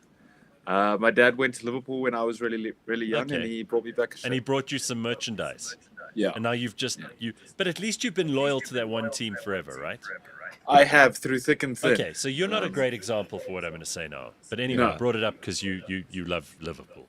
The fact is, I know grown men who their whole weekend will be ruined by their team not doing well. Okay, because all of their happiness, all of their joy, everything about their whole week, their weekend, their month, their life, will all be dependent on those people who don't even know he or she exists. Okay.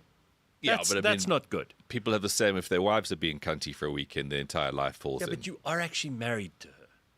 People are married to the clubs, I married think to the journey. Ben, it's balance. So while I'm appreciative of the fact that for some people it is difficult to find things to be positive and optimistic about, you know, maybe politics and the news make people like that. So you look forward to sport. I get it. I'm totally okay with that. I think I'm on board with people being excited about sport. But when it will ruin your whole weekend, and you will become a curmudgeonly, awful person to be around just because I agree with you. Your favorite team failed. I think there's an amount of immaturity that comes in there that we need to be aware of as well. Especially within loss. I think that's the point that I was making, which I haven't made before, but is that you've got to embrace and fight back from defeat. So rather than get really upset about something, I saw people like, comes out, it's so boring, he's a wrestler, it shouldn't be allowed. It's like, no, it's fucking mixed martial arts. His martial art was stronger on the day than Dricus. Appreciate that and move on and support the Oak to come back. Sure. It's like the Springboks. They got it wrong. They played what a I fucking really terrible... don't like, just by the way, is a whole bunch of people who never liked Dricus from the start going, oh, yeah, this is great. Fuck you, Dricus supporters. Yeah, but that's also you get people who just hate white people. Oh, is that what it is? Also that. Well, we saw the controversy. So when Dricus fought against Sean Strickland, he had a shirt that said Trump prefers champions, right? Right. Because, as you know, Trump prefers champions. His opponent was an American guy. There's no bigger fuck you in the preamble than to say my president likes me more, an outsider. Yeah. And then people were drilling him about the whole farming thing, and he's like, yeah, I like the fact that Trump's putting attention onto this. So what did that make him? A racist. So now you get all these fucking people who don't know sports and mostly hate white guys. Let's be honest. There's a huge horde of them on Twitter. Yeah. It's like the Kiffner said it best. If you are white, rich, and opinionated, there's a very good chance a certain sector of online is going to hate you. Yes. They don't know anything about you. They're going to hate you. Yes. I mean, there's some stupid woman. Like I put a post out because sport is important to me. Some stupid woman's like, I hate this boxer, and because he's racist, we should never support him beforehand. It's like, okay, you're retarded because he's not a boxer. He's a mixed martial artist. So the fact that you can't even get that first thing right, it tells me you're going to get a lot of other things wrong, too. Well, maybe it was Wendy. Wendy in the comments says, so, Ben, what's with social media saying there was cheating in the fight? No cheating whatsoever. Kamzat was just better. Kamzat had a skill set that Dricus couldn't counter, and therefore he went on to win. That is the story. But the other part of the story is Dricus is going to come back stronger, smarter, and that's something to get behind. Don't sulk. Don't mope. No. But you can't always be winning. Otherwise, if you don't Sometimes have you a have to be contrast, a song has to have a chorus and a verse. Can't be fucking chorus the whole time. Oh. And it's not a song. And then maybe because I'm just an optimist around sport, and I feel like I'm experienced now. Like this week's been happy for me, actually. Oh yeah, I'm excited about how they come back from this. I'm excited about the sort of texture to the story now. Yeah. So like the Springbok team this week, only 5 Oaks that played last week are playing in this one. So wholesale changes. And they take on the Wallabies 5 o'clock on Saturday in Cape Town. Now the weather's been shit the whole week, so expect a tighter game anyway, which will help the Boks because we were too loose last week. It was simple as that. We're too loose. People very excited about Cape Town. It's great. Yeah, a nice place to play rugby, and there's lots of excitement around it. Yeah, it's really great because now the balance is that there's so much respect for Australia that's well earned. Sure, you've got the Boks on a backlash. They simply cannot lose this match. Yes, I guess this is what we love about sport. It's absolute high stakes, and it's just so damn exciting. Like, so Siya Kolisi's out for about a month, injured his knee, which is a big worry because he's had historic knee injuries and he is a bit later in his career. So Jesse Kriel comes in as captain, and then to make it extra tight, they've got Andre Pollard and Willie Leroux. So how things work in the axis of Andre busy selling insurance products. Is he doing that as well? Well, I mean, he's an ambassador for whatever the company is. Okay. I think Pollen, I think it's called. No, it's named after him. Pollen, not Pollard. Well, the first 4 letters are the same. I mean, if Hollard was smarter, they could have had a bit of a story with Andre. All right, good. I see what you mean. Put the P in it. Anyway. So Andre Pollard will start at 10, Villy at 15. So you get a lot smarter decision-making, a tighter match, just because that's the structure of how they play. So that's 5 o'clock. And then the All Blacks will be taking on Argentina again. All Blacks hammered Argentina in the first game in Argentina. Yeah. And that'll be at 11 o'clock. And then, while this is all going on, of course, Rugby Championship takes a break next week. But then we got the SA in New Zealand, Argentina in Australia. So it goes on for quite a while, this tournament. But the Currie Cup is still going on. And right now, if you look at the log, very interestingly poised. After 4 matches, the Cheetahs, Cheetahs. They're I on haven't top. heard from them for a long time. Boland on second. Yeah, the Boland's got a team. It's not just Oaks and Pupsucks hanging around Wellington. Boland was a traditionally strong rugby area, and they've got a team that's now second in the Currie Cup. Then the Lions are there, and then Drikus. So in the bottom 4, these teams are in absolute turmoil right now. I know it's only 4 games, early days. The Pumas are in 5th. The Bulls are fucking around in 6th. Western Province looked lost in 7th. Jeez. And then the Sharks are bottom of the log. Wow. Western Province and the Sharks haven't won a game yet. Huh. So that's all to play for. Friday today, Pumas versus the Boerlands at 5. Sharks versus Western Province, the bottom of the table clash. That'll be at 7:10. Saturday, the big one, Cheetahs versus the Lions. That'll be at 2, obviously before the big game. So you can start watching rugby from 2 o'clock, which is so damn exciting. And then Sunday, Bulls versus Drikus at Loftus, 3 o'clock. Okay, Bitcoin But's back. Sure, bring it. Ben, it's just a question this time. He's not looking for a fight. Who do you think Drikus will fight next? And then he also says, I'm getting ready to release a podcast. Can't wait for the hate. Now, I'll answer that second part, and you can come back to his question about who Drikus will fight next. Yeah. Hang on. Bitcoin But, no. We've said moratorium on new podcasts, remember? So it's, time is up. We are not allowing any more podcasts with peace and love. Cancelled. All new podcasts are cancelled. There are no more. We do not have capacity on planet Earth for any more podcasts. The podcast universe is full. It is chock-a-block. You should know that when Meghan Markle and Big Mike and a whole bunch of other people started their podcasts, really, it's enough. We've even had to trim ours back to accommodate all the podcasts that are out there. No more. Yeah. Absolute moratorium. Sorry, Bitcoin But, you missed the deadline.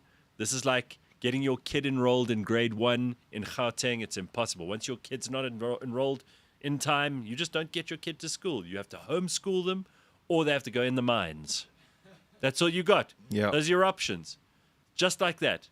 It's like at the university when you go to like a shitty university like Wits or something, and you can't get in, and then the kids are being pushed up against the fences, and there's no room inside, and then they have to study. Gareth, I kind of feel you've made this. I think you've nailed it. Have I made the point? I think you have. No more podcasts. For the love of God. No more. With the podcasts.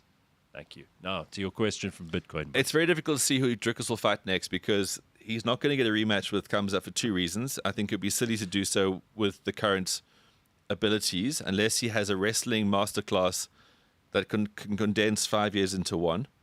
I don't think it was close enough fight to justify a rematch, so there's also that. And secondly, I think there's a couple of guys that are coming up through middleweight right now who maybe need to be fought. And this is UFC MMA is the toughest thing in the world because you can be champion, and as soon as you're not champion, it's almost like fights are harder. We've seen past champions fall so hard, and Dricus is 31. Again, he lost this fight, but he's still very much in his own fate in his hands about where he goes with this. It's just that particular style that he fought against, he's not equipped for currently. But he's the kind of guy, and you've told me a lot about. Well, in fact, everything I know about Dricus I heard from you. He's now going to go off and study this and become more proficient at dealing with that kind of fight than he would be about Gareth, more traditional stuff he's been doing. The most worrying thing for me is that his coach had an interview the very next day where he said, I already know what we're going to do. That, to me, is a very bad look. I think I'll use hubris to be nice. You don't know what to do against that guy yet. Don't tell me you have a plan. You can't have watched this fight and then gone, oh, yeah, no, we got this now. There is levels and levels as to how you unpack this, and I'm very worried that his coach is that confident that they're just going to get back in camp and do it. No, there needs to be, I think, a lot of thoughts, a lot of structure that goes into how you approach this particular style. Well, talking about style, we've got a couple of changes, obviously, to the show. It's now a 3-hour show on a Friday, and we had a meeting with the producers. James is definitely, there's a lot of pressure. Flex, you were in the meeting, weren't you? James is under huge pressure to get machoshas because we feel like that was a promise that was made to the audience, which he needs to deliver on. I just thought it happened already. We need a machosha, right, James? Right. And you're on it. I was going to say something, but it was going to come out James really weird. is in a serious relationship. Should he be really... I'm glad you brought this up, Ben. Ben reckons that you went to Jeffreys Bay with your girlfriend to introduce her to the parents. Engagement capital of the Eastern Cape. Engagement capital of the Eastern Cape. And that there was a proposal. Is this true, James? I cannot confirm nor deny. Oh, yeah, which is cool. I mean, like James, we're all here for it. But the puppy. Okay, so I just want to say, as soon as I saw the puppy, I knew something was happening. And then he told me the revelation: he had a girlfriend, and then it was meeting the parents. I mean, 3 strikes, you're engaged. All right, so. What was the third strike? The puppy. You took your fiance to Jeffrey's Bay to meet your parents, James. He's getting all I mean, all coy about this suddenly. How many more dots are you going to join here? Yeah, that's fair. It wasn't even breadcrumbs. It was like bread loaves. You know, there's this thing. It was part of it was an ad campaign, effectively. But I think it was some American jewelry store said you have to spend the equivalent of 3 months' salary on an engagement ring. You know that? Yeah. Yeah. That's what they said. Yeah. I mean, it's all bullshit because... Completely. Yeah, I mean, you shouldn't spend anything you can't afford on a decoration. Because that's what it is. In fact, you will have a better story, and I know some girls are going to hate this, but I'm going to say it anyway. If you're going to get engaged to somebody that you really love, it shouldn't be about the ring. I know a lot of women show off their rings on Instagram now. Well, that's a different story, Gareth. And then some show their rings off on OnlyFans. Yeah, sure. But this idea that it's actually for you to compare your ring to other girls and their engagement rings is it's insane. Yeah, but you don't want your wife to be to feel like shortchanged it, because she is going to. Those women on the side, those cackling women on the side, don't let them determine the nature of your relationship. I know.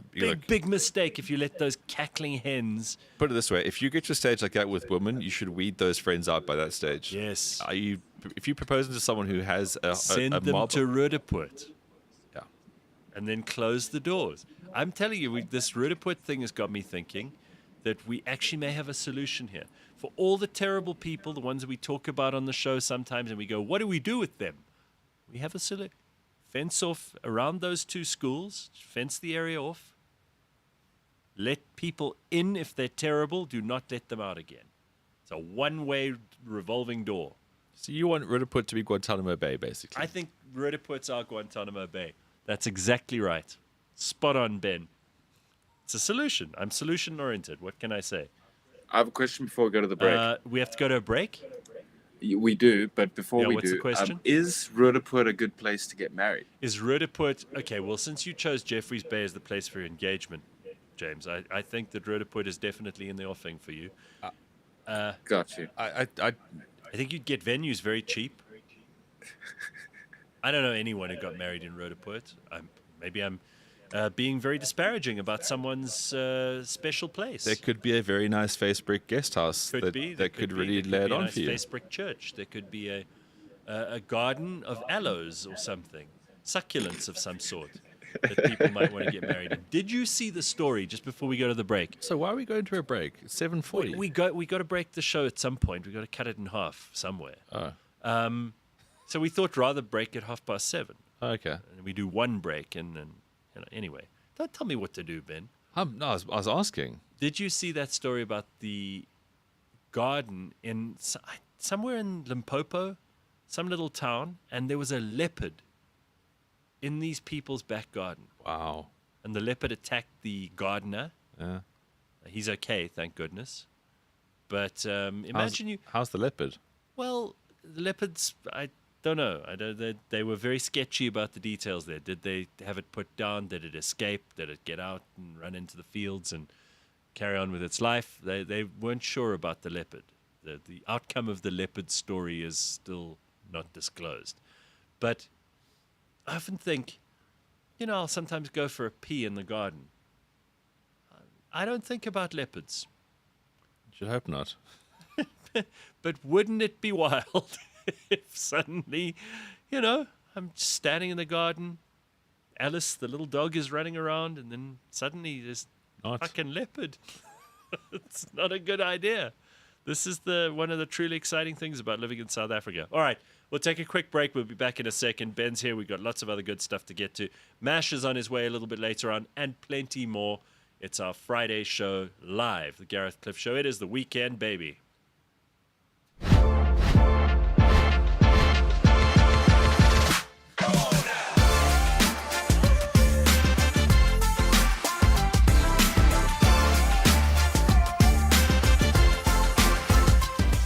The season for the Boks to really define their greatness is off to a rocky start. Actually, it looks a lot like a shambles right now, after suffering a thrashing at the hands of the Aussies at home. Is this an exaggeration? Was it just a bad day? Is Tony Ball slowly blunting the Boks? Is this Boks squad starting to suddenly look a little bit old? Why can't they hit a fucking line out? So many questions, so many questions. But is there anyone that can really answer them for us? Thankfully, there is someone. It's none other than seasoned rugby man and all-round Lekker Oak from the Lekker Rugby Pod, Harry Jones. Give him your time and gain a world of insights right here. It's episode 62 of the On The Bounce Show. It's the Big Bok picture from here with Harry Jones. Let's get into it.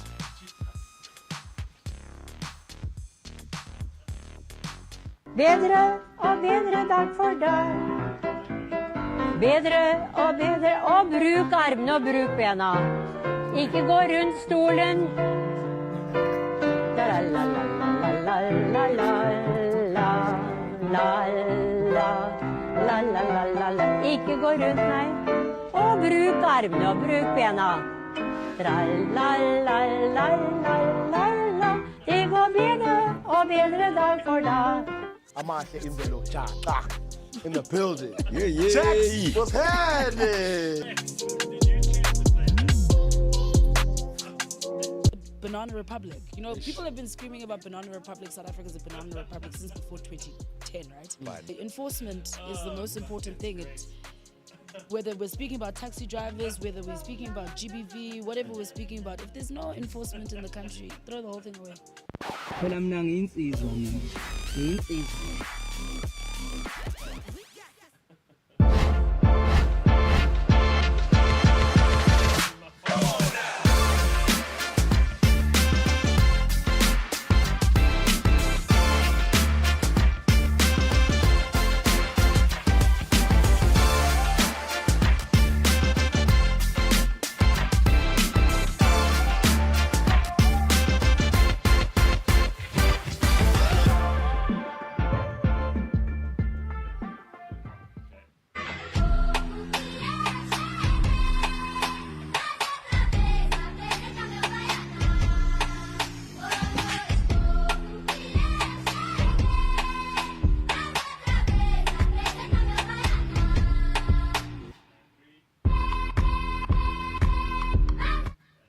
Yeah, God bless the internet. This week on The Bounce Show, it is a huge rugby show with Harry Jones. You have to watch it. It is one of the best.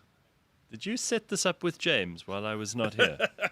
No, but you really have to watch the show this week. Yeah, it's very good. I saw a clip in your promo where he basically lays out the reasons that the Springboks didn't fucking win. Super great guy, super interesting bloke.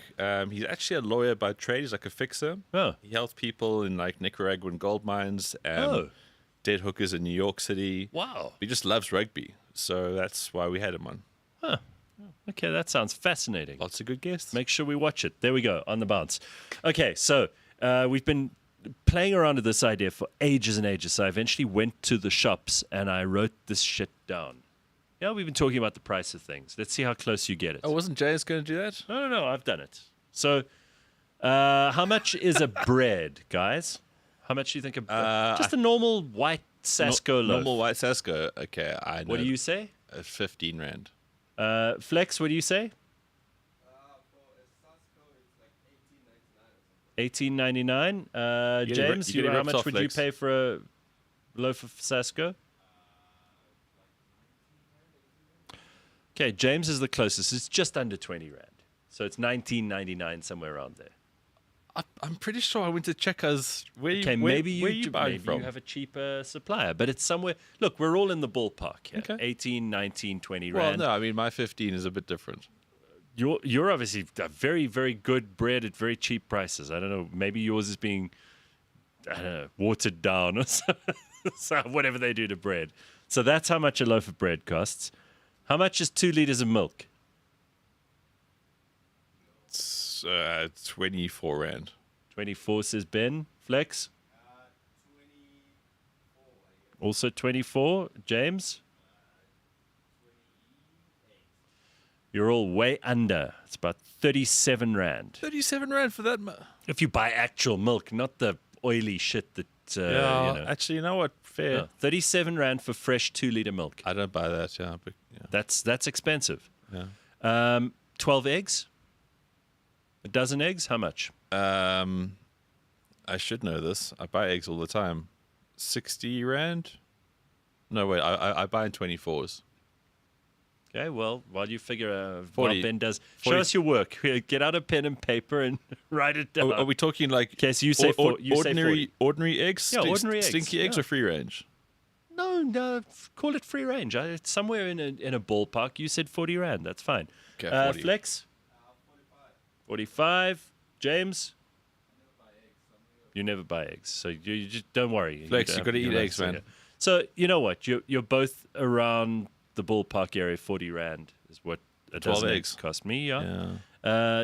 230-gram block of cheese, cheddar cheese. 230 grams. Interesting weight.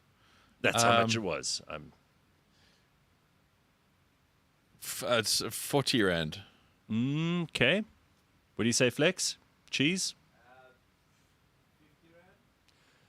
It's actually 70 rand. Wow. For 230 grams of cheddar cheese. So obviously, look, you're going to have variations in price. But I thought it's probably about time we looked at this stuff because, they do these indices all over the world of if you, and there's often sayings that people come up with. For example, if you've got cheese in the fridge, then you are probably doing okay. You're not on the bones of your ass. Right. I have feta in the fridge too, so basically just massively flexing. Oh, you are rich beyond all measure. You're King Midas. Gareth, I know you don't get told how to do your show, but I think for future, visuals of the things we speak about would be really helpful. Yeah. I did this yesterday, and I thought it would be interesting to look at these things. You don't think so? No, I do. Because you want to see a fucking cheese? You don't know what it looks like? This was my fucking idea from 2 months ago. So you don't know what a 2-liter milk looks like, so you need to see the picture? It's called having texture to your story. This was my idea months ago, which then James said he was going to do. And how long have we been talking about this? It's like the machosha. Sometimes you just got to make it happen. I'm seeing a common denominator here, though. I'm about 5 minutes away from just going down Oxford Road and getting out machosha myself, okay? All right, let's talk about this. This is quite a big deal. So we're done with sports, huh? Well, have you finished? Because you said you still live golf you've got to tell us about. I wasn't even halfway through. There's MTN 8 semi-finals. There is the English Premier League, second week. Okay. Man United to go to lose to Fulham, and then they're 2 for 2. So, I mean, no, look, I won't get into it. No, I want to hear. There is a hell of a lot going on. And the Proteas are taking on Australia today. They're playing in Mackay. Where's that? So they basically, this whole cricket tour now is like a jol in Queensland. They were in Cairns. Previously, they were up north in Darwin. And then they're in the Great Barrier Reef and they're playing a bit of cricket on the side. So it's the ODI series. They hammered them in the first game. Second game's now. Third game is on Sunday. But MTN 8 semi-finals, Sundowns Pirates is 1-1. Second leg, of course, this is the big decider. Look, I mean, there is the Live Golf Team Championship, which is quite something. Tour Championships of PGA Tour. It's like the best 30 players come together. So we actually got a really cool weekend. Okay. Not only are we bouncing back with like a lot of chaos, but there's a lot of good sport on this weekend. That's fantastic. Yeah. Okay, good. I just wanted people to know that. It's very excited about that. This is very important. And I like the way you used the term bouncing back. Hugely. On the bounce is the show. You think these things through. I should have made you the producer.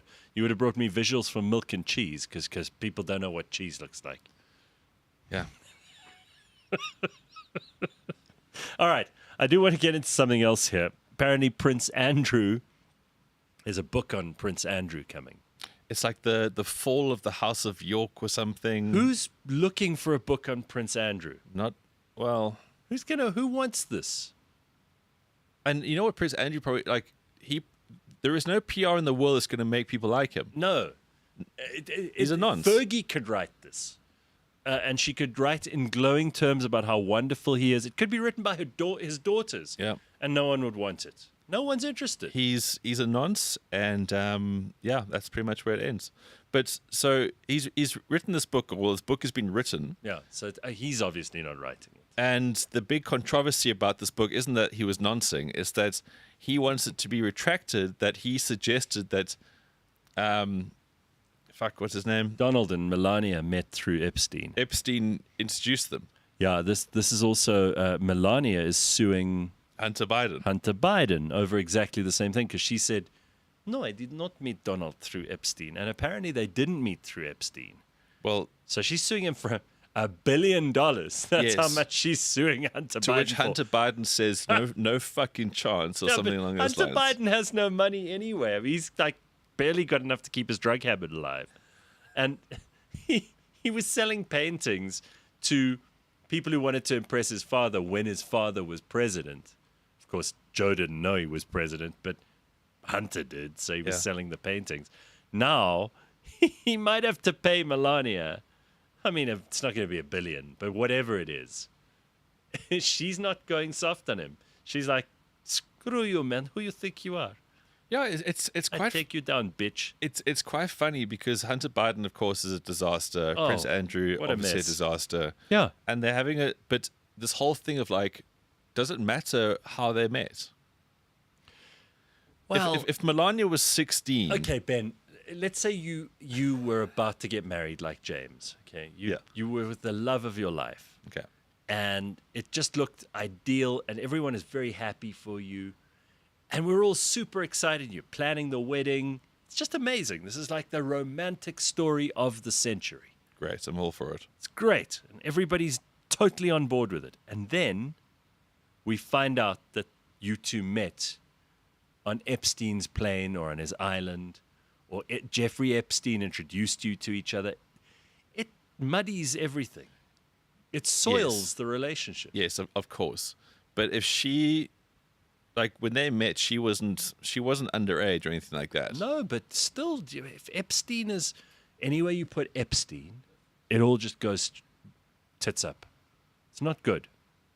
Yeah, see, he really poisons the well. I'm at the stage of the story where I just know all these people were friends with them anyway.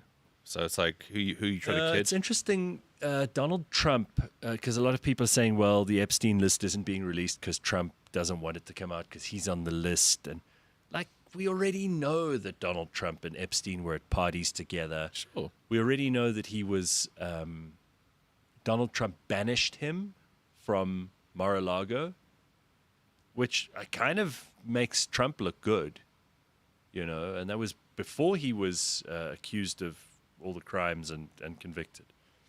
So I don't think Donald Trump... Also, let me ask you this. 2 quick things for the people who really hate Trump and think that I'm just covering for him. Number 1, do you think that under the Biden administration, when they had control of the FBI, the CIA, the prosecutors, it was all done in New York, which is a hugely democratic blue state anyway. You really think if they had anything on Trump, they wouldn't have used it then? Yeah. So I'm sure that whatever people think it is, it's not about like there's more layers of Trump dirtiness to dig into. That's the first thing. The second thing is Trump is probably the most famous man in the whole world. And he's probably has been for a while. He's probably the most photographed, most investigated, most well-known person on planet Earth right now. I don't think that if there are any secrets, they can possibly still be hidden out there. It's just not possible. This guy has been... We know everything. We know the grab it by the pussy. We know everything. There's nothing left. And if you're still digging there, I'm afraid that this is just it's a mine without gold. This dog just doesn't hunt. Does the book, says Carl, good question, does the book include pictures of all his victims? Not asking for perverted reasons, just trying to understand if there might be a subset of people who actually buy this book. Yeah. You know, like the true crime kind of people. Yeah. They want to know who was there. It's probably like, it's just so in this boring royal books about, you know, and this was the protocol, and it was so difficult to live up to my father's expectations, what. And doing trade visits to Abu Dhabi. Yeah. Nobody and then cares. I found my niche, underage girls. Well, Hugh says he'll buy the book. He says it's a good book, Gareth. A peek behind the royal curtain. I don't know if we need to be peeking behind that royal curtain anymore. Like, we watched The Crown on Netflix. I think there was a decent enough peek there. It was very well done. Yeah. And personally, I don't find these people that interesting. They're just not. Prince Andrew is a nonce. Prince Philip was great. He was but truly that's great. where it ended. Yeah. Everyone. So I'm just trying to think. Prince Philip is where it ended. Everyone from there has been a massive disappointment. I mean, Harry, come on. No. Total disaster. It's gone downhill. The only person who can rescue it, if you ask me, is Kate. Kate Middleton. She can't rescue it because, I mean... No, she's going to. Ben, I hold out hope every day. Okay, so Pumlani says Supreme Leader Trump does no wrong. Okay, I mean, like, haven't we heard it all about this guy? Really? Yeah, we have. And the other thing that we forget is that Donald was very popular and he was an absolute icon and he jawed with everybody. And he was a coxman. Hugely. He was getting laid left, right, and center. He was like that Molly woman you were telling us about, except in reverse. He wasn't dying, and he was the man. If you go back into the 90s, there was an episode of Sex and the City where they talk about Donald in a certain tone of like, he is the guy you want to be around because he had all the things back then that meant a lot. It was the power, it was the influence, it was the network. Yeah, right. And it was a kind of celebrity before celebrity became really valuable. And that's what his life was. So everyone wanted to be friends with him. He was always associated with everybody, and that was his life. Sure. I wonder if Hunter and Melania end up in court. I mean, that'll be a funny story. That'll be hilarious. That really will be because funny. Hunter will just go down swinging because he's a degenerate. Hunter still owes his dealer money, says Viasin. Yeah. Rebellious Ruth says, ugh, creep. Which one? Because we had quite a few creeps there. We had Prince Andrew. We had Epstein. We had Trump while he was in the... I mean, did you see him in the 80s and the 90s? There's those videos that are going around of him like partying in clubs, dancing very... Yeah. He dances better now. Did you see the video of him playing volleyball? And his hair is like, so bad. but he's so bad. It's so bad. I mean, he was on WWE. Yeah, no, but anybody, if I look at any picture or video of myself from a year ago, I cringe. Can you imagine if you've been in the news like Donald Trump has for like 5 decades, 6 decades? He was famous when Club Studio 54 was around. He was like there in the 70s. Yeah. It's phenomenal. The national dialogue. So someone brought up the national dialogue in the comments here. I have not paid any attention to the national dialogue. Apparently, Cyril and some eminent persons got together and they started the national dialogue last week. And it's already just a shit show. People are shouting at each other, storming out, tantrums. People, it's like Rudderpoort High School, really. Just without the knives, yes. Yeah, that's what it is. I mean, there might be knives. We just haven't seen them yet. But someone watch the news for us, and you can repeat to all the people on the show next week what happened. I am not going to watch the national dialogue. I'm not. I don't have a terminal disease, but that's something for sure I'm not going to waste time on. Yeah, absolute waste of time. I don't see the point. Trump was like Bruce Wayne with the Victoria's Secret models on a private yacht, but his Alfred's name was Jeff, says Slippery Pickle. Interesting. I like what you've done there. Yeah, very good. Rebellious Ruth says, I'm also keen to know or have her come back perhaps a bit. So this is about the woman who was on Epstein's plane. Yes, Remember we saw had her him in the shapeshift. studio. Yeah. She said she saw him shapeshift. It was a wild interview. It really was. Speaking of those, we're going to be continuing some wild interviews. I mean, I'm lining up a couple of people who we're going to have on the show. There'll be an interview show which is separate to this show, and that'll be whenever I get to. It's only going to be with people who are really worth talking to, so stick around for that. Okay, speaking about Epstein Island, the other thing that people sometimes very rarely escape from is Scientology. You know about this. Yeah. So there was a guy who fled Scientology after 30 years in the church. He claims it's no path to enlightenment. It is the failed brainchild of a troubled sci-fi writer. Well, if this is news to you, you haven't been paying attention to Scientology, and who knows, maybe to you Scientology is just nonsense, so you don't pay attention to it. But L. Ron Hubbard, the guy who wrote the novels, paperback novels, right, about Lord Xenu and a planet called, I can't even remember what it's called. That's the planet you go to once you get rid of the engrams and all that. Like, this guy wrote this stuff down. In a letter to a friend, he basically said, I can't believe I'm getting away with this shit. Can't believe people are taking me seriously. So he spun his own mental struggles into Dianetics, which is what they use as the science part of Scientology. Now, I love the way they've co-opted the science word into the title of their religion. Brazen. The name of their religion. Brazen as hell, right? That's like calling yourself Honest Jim's secondhand car sales. Well, it's like honorable members, politicians. That's exactly right. I suppose if you call it that long enough, some people will believe you. According to this guy who left Scientology after 30 years, he says the church's deepest secrets involve charging followers hundreds of thousands of dollars to rid themselves of the traumatized alien souls supposedly blown up in volcanoes 75 million years ago. A far cry from the polished story that Scientology sells the world. So there are churches of Scientology all over the world. Obviously, the biggest ones are in America. Famous members include John Travolta, Tom Cruise. Yeah, how they managed to get Tom? Because Tom was like... Tom is a good catch for them. Tom was their marketing. Yeah.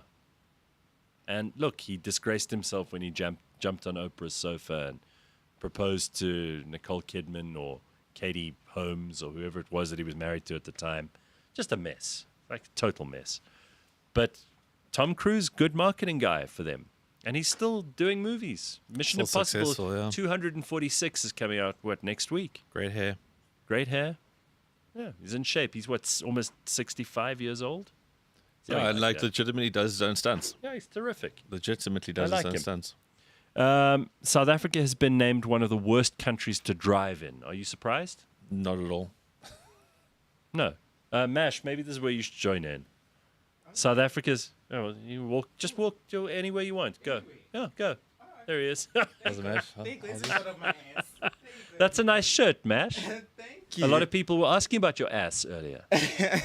And we're going to talk about Ozempic ass, because apparently that's a real thing. Oh, that's definitely a real thing. But I want to tell you about this, because you've just been in the traffic. South Africa has been ranked the 4th worst country in the world to drive in, according to a new global index by Compare the Market.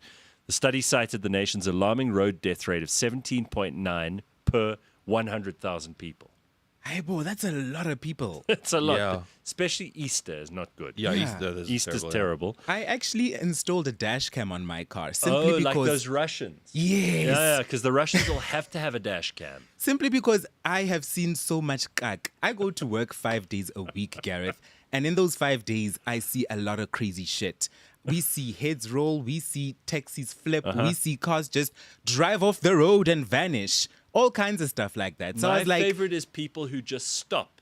They put on their hazards and they just stop. Yeah. They just stop. In the middle of the road, middle lane of the highway, wherever they want to. They just put on the hazards and now everyone else has to make it work. Gareth, I remember you've said this before. You said if you ever feel unimportant, just stop in traffic. Yeah. It'll remind you that you actually matter to people. You really matter, and people will fucking let you know, let me tell you. They'll get on those hooters. Yeah. All right, so we're the 4th worst country in the world to drive in. Okay. Apparently, we've got high congestion levels, only mid-range road quality. I think we have low-range road quality. Key factors for dragging it down. Yeah. Despite average speed limits and a relatively low legal alcohol limit. Apparently, Thailand, Argentina, and Indonesia are worse than us. Wow. Thailand, Argentina, and Indonesia. Yeah, Thailand, like the roads they are quite shite there. I've never been to any of those countries. Hey, bo. So I can't comment. Argentina's a bit of a shock, but yeah. I would have thought Nigeria would have made it. I thought India, with their whole belief in reincarnation, the way they drive. Oh, yeah, Bangladesh and all their trash, they barely have roads. It's just trash everywhere. It's just trash. They just drive on the trash. Trash, guys making poos, and cattle. That, to me, is a surefire way of making driving difficult. Poo street food. Make it very difficult. But they do poo everywhere in Bangladesh as well, right? I believe so. Yeah, that's just terrific. Oh, I'm gonna be All cancelled. right, so I'm trying to think, if South Africa is the 4th worst place, which place in South Africa is the worst when it comes to driving? Eastern Cape, parts of Limpopo, I think. So Gareth, I went to PE for the first time last week, and first of all, PE is kind of nice. Okay, PE is really, really nice. It's not that shitty. It's like a budget Cape Town. You can go there and just nicest thing anyone's ever said, ever said about PE. Budget Cape Town. Yes, so I went there and I was going out. I was Ubering left and right. But everything is so cheap there. The Ubers are cheap there. My Uber from the hotel to the airport was like 60 Rand. And I thought to myself, damn, everything, all my Ubering, all my expenses, I was going out for dinners. I was living it up. Like half an hour in Cape Town, right? Yeah. Yeah. But And also you got the budget, whole weekend there. Budget-wise. Yeah. Like 3 days, up and down, eating, restaurants, you know, everything, shebangs. But can you go to the beach, or is that just you get stabbed? I didn't go to the beach. They told me I'll get stabbed. See, that wasn't rehearsed. It was an honest question. Okay, wow. So you had a very good time in PE. I had a really good time. All my expenses put together weren't even 1,000 Rand. The quality of the people? The people were great. Yeah. Very good people. You know, the people at the hotel. Sure. They were very good. You didn't leave the hotel, really? No, I just went to the gym, went to the restaurants. Yeah, that's about it. I didn't actually go and like interact. Oh, so you didn't like explore PE properly? I didn't. I don't think I did. Because I went to restaurants and stuff, but they were so empty. Would you go again? I would definitely not go again. No. Not go again. Once is enough. Once is enough. I've experienced it. Okay. And as much as it's a budget So Cape what Town, started off sounding quite complimentary is soured very quickly with you, Mash. People in PE were super excited there. They're like, finally, someone who really understands us, who's got nice things to say, and enough with this Gareth and his negativity about the Eastern Cape and saying shit things, and Ben saying you're going to get stabbed on the beach. Finally, Mash is going to say something nice. And then what do you say? You say you won't go there again. Yeah, but it's kind of like Bulgaria. We had a great time there, but we won't go again. Plovdiv. I kind of want to go back to Plovdiv, just have a look. There are places I don't need to go back there. Exactly. There are places you can enjoy it, but you don't have to go back to. Right. So you are going to say compliments all round. Yes. Well done, PE. Yeah. I'm not in a hurry to come back, but thanks. I had a great time. As much as it's a budget Cape Town, it doesn't give you the Cape Town experience. Yeah. See, ultimately, you always get what you pay for in life. Yeah. That's okay, the thing. But I did ask, where are the worst drivers in South Africa? Catherine Street's fucking Johannesburg. Oh, yes. Guys, you know they made that stupid virtue signaling bus lane, which no one uses. And I saw the Metro Police were pulling people over. I saw that too this week. But you see, the Metro Police, they smell a new place to trap people, and they are there like fucking white on rice. And then they can't help themselves. And there's always a flood because in Joburg, basically, water pipes break every day. Yes. We don't have a water shortage. We have pipes don't work. Yeah. Surplus. 90% of the time, sure. So you've got a river running through this place most days, and then you've got the super bus lane, which means everyone is now in traffic. And people are squeezed into 2 lanes where they would have had 3 before, and nobody knows what a bus lane is in Joburg. Well, there's no buses. Joburg does not have a system. People are asking themselves, I'm sure you do, I'm sure you do, I'm sure we all do, right? How many people do I need in my car to be able to go into the bus lane? Or is it only taxis you have and to buses? be a bus. You have to be a bus. No taxis? Well, yeah, I guess See? taxis. Like, what are the rules? Nobody knows. They don't do this when you do your driver's license or your learner's license. They don't teach you this shit. So in other words, those metro cops who we all hate, right? They make the rules up any way they want to. Yeah. They go, oh, well, you're not a taxi. You don't have a wheelchair sign on your windscreen. You have 3 people in, but you need 4.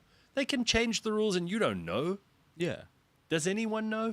James, Flex, do you guys know what the rules are for a bus lane? Because there's a sign that says a bus on it, I'm going to go with just buses. Just buses. Yeah. That's what you reckon it is. So in other words, you can never use that lane. No. But I've never seen buses. No. No, and then they made those rear via little station thingies. Yeah. Also, they've never worked. They've never opened. No. Yeah, most of them have never opened in Sandton. So what's the point? Why did they fuck know. up Catherine Street? See, now that wouldn't happen in the Santa of the future we got there. Yeah, you see, that's why we've got the Santa of the future behind us. Isn't that nice, eh, Mash? Oh, I love it. You like it, huh? Yes, very modern. All right. Speaking of the future, I'm gonna get going. All right, Ben. It's Very quite good. late. I got lots to talk to Mash about. I know. I was gonna ask where did you get your shirt? Yeah, it's a good Sheen. shirt. That was like $50. Very good shirt. It looks terrific. I mean, it's great colors on you, but also just a great shirt. It's like if SpongeBob was French and Have arty. you seen how he's been gymming? He's lost all this weight. Yeah. He's taking all of that shit super seriously. Oh yeah, I'm creatining. Oh. I'm everything. There we Guys, go. this is hard. There's certain ways to live. Don't fight it. This is the way. All right. Thank you, Ben. Cheers. Cheers, Ben. There's Ben slinking off into the distance. So, Mash, you look terrific today. Yo, I had to, Gareth. You Are know, people still saying to you that you're on Ozempic just because you're working out and people everything? are Because still you were very accusing me. insulted by this. I was initially, but now I consider it a compliment. If you think about it, if people come up to you and they say, wait, you were fat just yesterday and now you are this, you must have done something. Well, I take it as a compliment. I have a point of view on it. It's taken me a long time to think about this. Yeah. I hate it. Why? I think it is a terrible thing. I don't like it. It's taken me a long time to not be fat. And Yes. not that I was ever hugely morbidly obese, but it's work, right?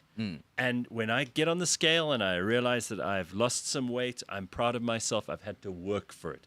Had to eat less and run more. And all these fat bastards who are taking Ozempic and suddenly they're losing the weight, they haven't earned it, they're just on a drug, I hate it. It makes me miserable. I want them to have side effects.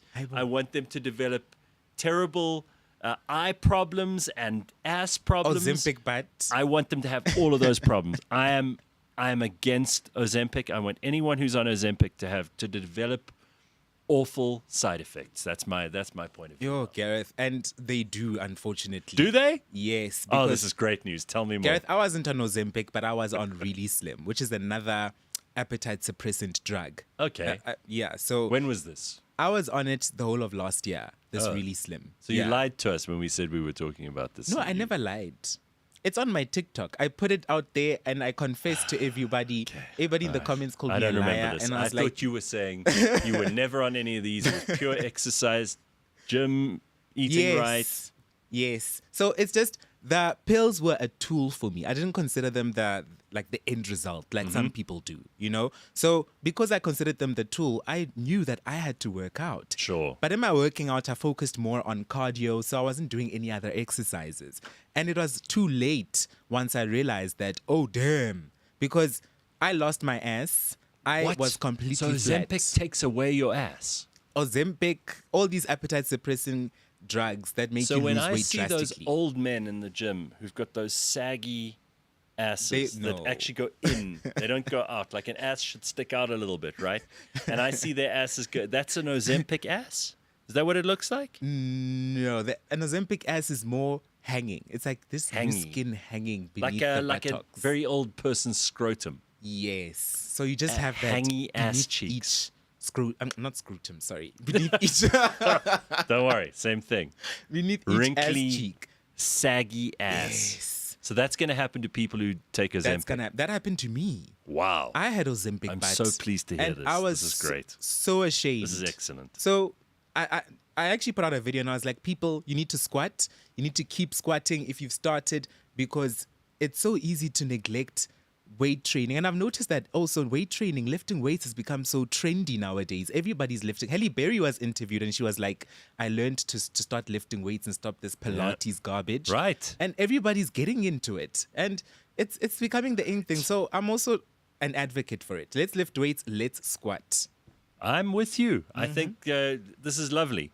I hope that other side effects come to the fore, and that these people who are on Ozempic, because you should not be allowed to cheat. You should not be allowed to take a drug and suddenly you get thin. Gareth, would you rather people cheat or people be all about fat acceptance? No, neither. Because there's that No, community both. as well. I don't have to choose. Both are wrong. No, Gareth, you must choose. No. Fat acceptance or people taking Ozempic Then they must to take lose weight. Ozempic. I'd rather they take Ozempic But because I being will- fat makes you delusional. I will not forgive people who are on that stuff who suddenly get thin and look great when it's taken me years to fight off weight and to become disciplined about eating and all of that shit. Like I'm just pissed off. Men talking about other men's asses, says Rebellious Ruth. This is bad. Have you come to expect anything less from this show? IOL just in. Gareth wishes Ozempic ass on the world. Yes, that would be a great headline, and I hope that IOL pick up on that. Okay, so people talking about your trip to PE. Someone says here, MASH, because everyone is unemployed in PE, when you landed, the GDP increased by 3 percentage points. Exactly. I felt rich. That's what I'm trying to say. I felt rich in PE. I was whining and dining. I was room service. I was just living it up. And my bill was 1,000 rand for 3 days.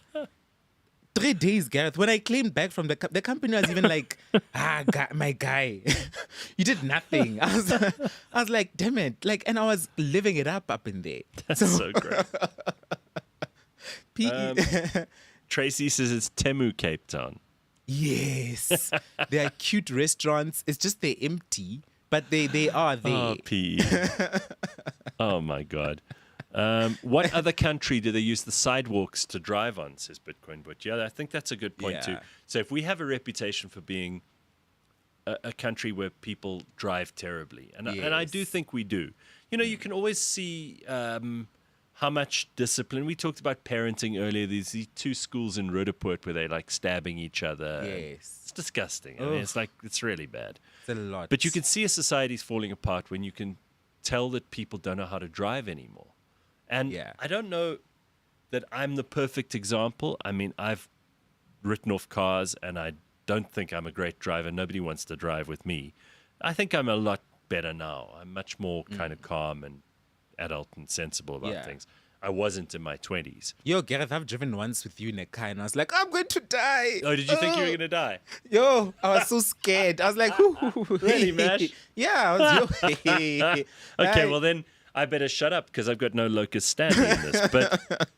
But I do think that with the era of self-driving cars coming, that's going to be an even bigger problem. Oh, it's going to be a big issue. Because at least you need the infrastructure. But at least you're forced, if you are driving the car, to interact with other human beings, to pay attention to your surroundings, to actually understand there are consequences to your actions, right? Like if you're driving with other people on the highway and you just stop, you realize you're going to cause huge trouble for hundreds, even thousands of other people. Yeah. If you're in a self-driving car and you're just sitting in the back on your phone, you're not even connected to the world. You're not engaged. You're not paying attention. This really worries me. I think about it a lot. And I think about the fact that we're becoming completely disengaged from each other in every way. Traffic is at least, it's horrible, right? I don't wish traffic on anyone. I've never been good at it. Gives me road rage, all of that stuff. I just think it's an important part of socialization. Hey, Gareth, I'd rather be in a self-driving car, Gareth. Oh, gonna be living the life. And also, you won't have that moment before a car accident where you're like, huh, and then, shit goes down. You'll be on your phone and you'll just, boop, done. You just, you're at the gates. So I'd rather be in a self-driving car because driving myself, I've been in an accident once and, I remember the guy came speeding behind me. And I remember looking in that mirror and I was like, and I just went, and boo, he was in me. So. But are you still talking about traffic or was this your last sexual experience? No. Okay. So, Kutle says in the comments, Mash's story about PE reminds me of when I was in Venda last week. Everything was fucking cheap. Yeah. So there are places where you can go and you can live really well, clearly. Yes. A colleague of mine actually was there and he was like, I'm renting a 3-bedroom apartment, ground unit, for 7 grand. In PE. I was like, 7 grand? It must be garbage. And he's like, no, here's my place. He showed it to me. So luxurious, so beautiful. I was like, what on And it was? It was actually nice. Everything was beautiful. The finishes, and he had a big yard. And I thought to myself, damn, 7 grand in Joburg, that's at least, you're looking at least minimum 15 for a 3-bedroom ground floor unit. I was shocked. PE is so cheap. I'm considering. Just no. Okay. Just for All right, that. Judas says you can buy padded butt shapewear if you run into an Ozempic flat butt problem. Oh. So that's an interesting idea. So you would lose the weight, you'd lose your ass, but you could always pad your ass. That sounds to me like that's a lot of problems. That's more work. Just squat. Yeah. Now, Just do what the if you squats. forget? What if one day you're in a hurry, you forget your Just butt do the pads? squats, man. Today you are And then- Nicki Minaj. Tomorrow everybody's wondering, What happened? What? All right, so we got to talk about some other things. Yes. Apparently, Apple, and this is something I don't get excited about this stuff often because it's been such a letdown, right? Yes. So much of what they promise us is just crap. Yeah, it is. Apparently, though, the new iOS is going to be amazing. And among its best features, this is one that I love. If they get it right, I don't know if it'll work in South Africa. Yeah. I'm hoping so. Fingers crossed. Okay. You won't get calls from numbers that aren't on your phone. Oh, yes. And if people call you from those numbers, because my least favorite thing is when I get a call from these goddamn people trying to sell you something. Yes. Right? It'll vet It'll them. phone and it'll send them a message to say, what are you calling for? Yeah. And if they don't reply, it won't even let the call go through to you. Yeah. So I'm on that new iOS already. And it's been amazing, Gareth. Are you on it? I'm on it already. You're one of those people, what do they call them? The beta testers. Yes. So it's like kind of buggy, but not too buggy. I can still use my phone. And does this caller thing work? This thing works. Oh, I it love literally that. works. In fact, who can call me right now? I'll phone you. I have your number, so it won't work. Oh, shit. We need someone who doesn't have Whose number Mash's I don't Flex, have. you don't have his number. No, whose number I don't have. Oh, do you have Flex's number? No. No. I only Okay. have James's number. Okay, so Flex, can you call him? Get the number from James, call him, and let's see what happens. Yeah. So this would And be then an start talking. unsolicited call. This is someone Yeah. who's not on your phone. Yes. And then we'll see what happens on your. Yeah. This is so exciting. Because it happened the other day. My friend, I was on the phone with my friend, and then her phone died, and she called me with her work phone. Oh, yeah? So I don't have a work number. Right. So I see this number, and I just see a message going up. It's like, "Hi, it's Tando. This is my work number." And I was like, "Oh, let me pick it up." And I interrupted her as she was speaking. Okay. So he's going to phone you now. Okay, let's see. Okay, let's see what happens. So here it is. It's Okay, what does screening. it say? It says, "Hi, if you record your name and reason for calling, I'll see if this person is available." And then he's saying, "Then hi." Oh, it's... So Okay, it's so- literally showing a transcript. So on it gives my you, screen. it's like an AI transcript. Yeah. So you I can then decide based on the information on the screen I'm trying whether to you're make going to it answer or quiet. not. Yeah. Okay. So you can decide based on this I transcript. love that. I Yeah. think that's amazing. It's even saying on my phone, iPhone is asking if this caller is asking this caller for more information. Oh, brilliant. Okay, so your iPhone will ask the caller. In other words, this is the end of cold calling. Oh, it's the end. We all won't of the ever have cold to deal with that callers, again. All of That them. excites the hell out of me. Yeah. So from now on, well, from September, once this is out for everybody, now when they call anybody who has an iPhone, they're going to hear, "What do you want? Yeah. What do you want?" And apparently, this has been a thing on Android for a while. So Yeah. again, I don't want to make Android people feel like they weren't the first ones to this. But are there still going to be people who will be pestered by those call centers? No, even Android. Yeah, Android is also Yeah, leveling so up as well. It's over. It's over for them. Thank it's absolutely God. over. I cannot wait. That is such good news. So the AI in the new software on these iPhones Because has Apple become AI was meta. shit as well, right? Yeah, last year it was shit. Now Yeah. it's getting kind of useful. Kind of. Not too much. But another thing that I like is that whenever I purchase a ticket, whenever I'm chatting with someone about an event, I literally just screenshot our chat and then it says, "Add this event to your calendar." Whatever's on the Oh, screen, it's wow. like, "Add it to your calendar." So it reads the actual text. It reads the actual text. It has changed my life. You can even just take a screenshot, circle something, and it Googles it. I know Android users are like, come on, we've had that forever. That's amazing. And what other things have you picked up because you've been testing this stuff already? The only other things were, I'd say, no, I think that's about the most that I use it. Yeah, I eh? love that caller thing. The AI. That's all I care about. Oh, and also the visual intelligence. You can just point the phone at anything, and then it tells you what that is with Oh, right. ChatGPT. So It's what if built you- in. So you press the button, and you just point at literally anything, and you click the ask button, Yeah. And then it's gonna start scanning the photo. Ooh, I thought you guys could see this, eh? No, we can't see that on your screen. Oh, no. But it scans the photo, and then it says there, this appears to be a close-up of a gray fabric with a small circular mark or button on it. The green background with cross-like markers suggests it might be part of a setup for visual effects simply in film or photography. From simply a little shot of the couch and the background. That is pretty cool. So no more of that. I don't know what that is in the picture, because something will be able to figure it out. Absolutely. So listen to this. 7K in Johannesburg puts you in a shack, people say. Basically. Right. Talking about your PE friend. Yeah. My friend from PE says limited edition has 5 back rooms he's renting out. Each tenant pays 500 Rand a month. Yo. That is... On Wednesday, I changed my driving style and I drive smoothly, says Mapello. I had a range of 365 kilometers. I drove for about 40 kilometers and the car's range went up to 425. So yes, if you drive nicely, you get more use out of your petrol. Absolutely, yeah. That's very good. Eish. Now Gareth can ignore the SABC when they call him to pay his TV license again. I will never make that mistake again, mostly because you guys won't let me forget it. It was a moment of weakness. I will never do that again. I will never, ever pay the SABC again. That's done. I'm finished people with still that. play? Do people still didn't. pay? Only me. Oh, I was the only one keeping them you were going. keeping them in business. I know.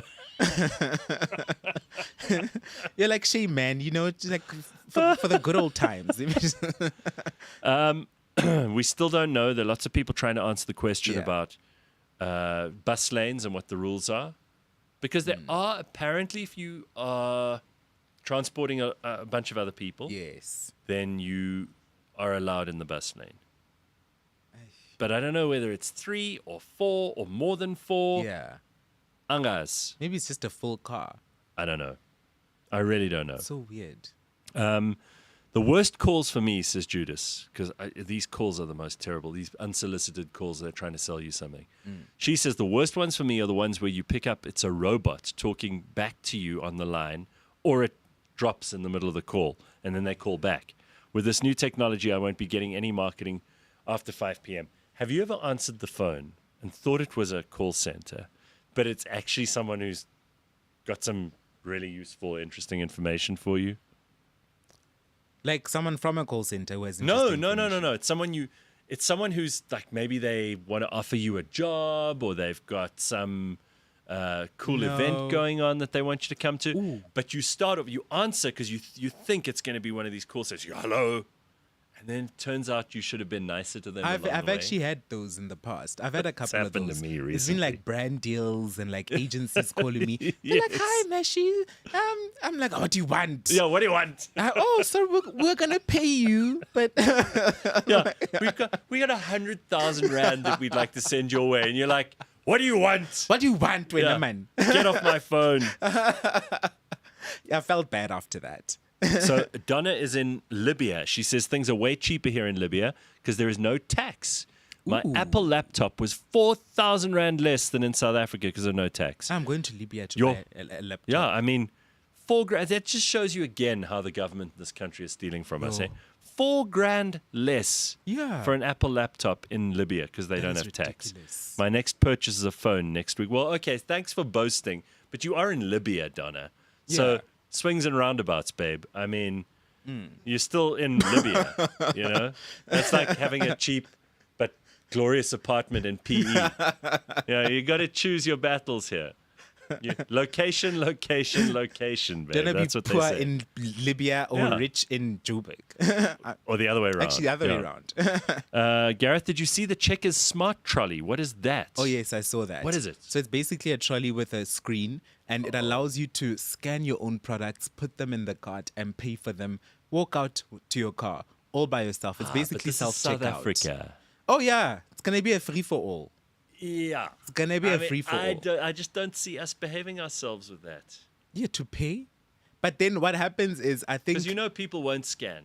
But there has to be some sort of precautionary measures as well. I'm sure if the trolley exits the vicinity, because in America, this is how it operates. If the trolley exits the vicinity and that bill has not been paid on that trolley, alarms go off. It shames you. But our people don't care about shame. People don't care about shame. People here don't care about shame. I've been through those things at the entrance, and I know I've paid for everything. Do you stop? Nah. I go... Like, I protect. Exactly. You just keep going. Because we're South Africans, right? So I don't think this is going to work so well. So the smart trolley, you scan your stuff, put it in the trolley. But if you don't scan it... I feel like it's going to shame you. There's going to be alarms at the door, and it's going to make a big hoo-ha. I feel like the trolley's going to be like, wait, he didn't pay. He didn't pay. It's gonna tell the people. I promise you, Gareth. I just can't see us behaving ourselves. But I believe there's going to be those precautionary And what measures. does this mean for jobs of cashiers? Because already, you know, I've got to say, some days you meet the nicest, friendliest cashiers. They appreciate their job. Yeah. They smile. They're nice to... I always say hello. I always say, how are you? I'm no saint.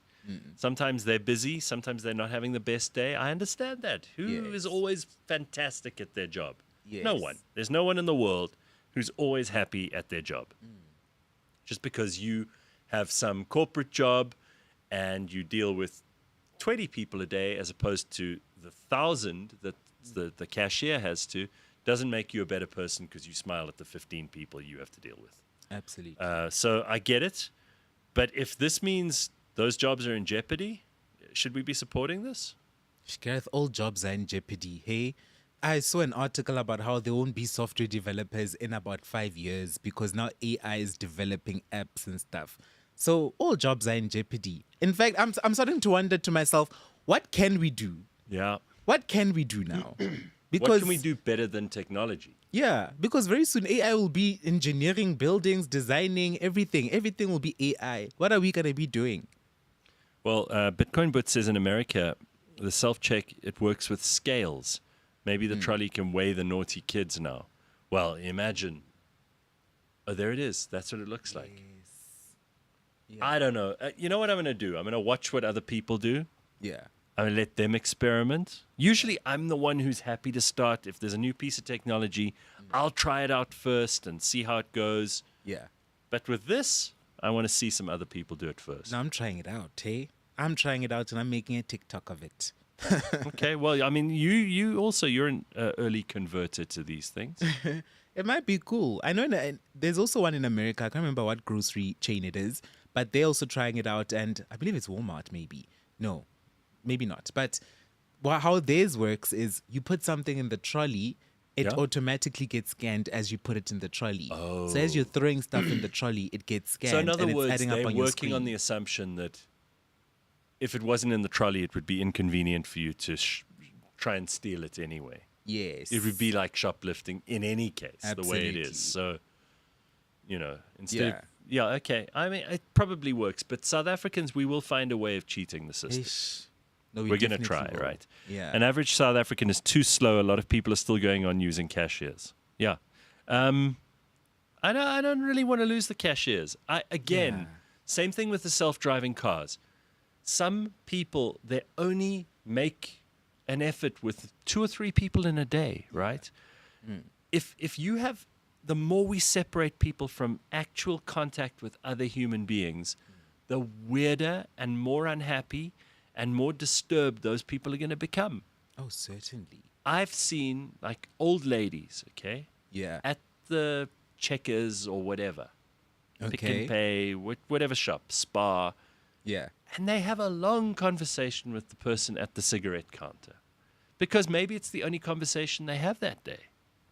Maybe That's too sad. Maybe they only have the cats at home. Who knows? Yeah, right? that's I'm too not saying, sad, Gareth. I'm not saying it's the cashier's responsibility to have to talk to the old lady.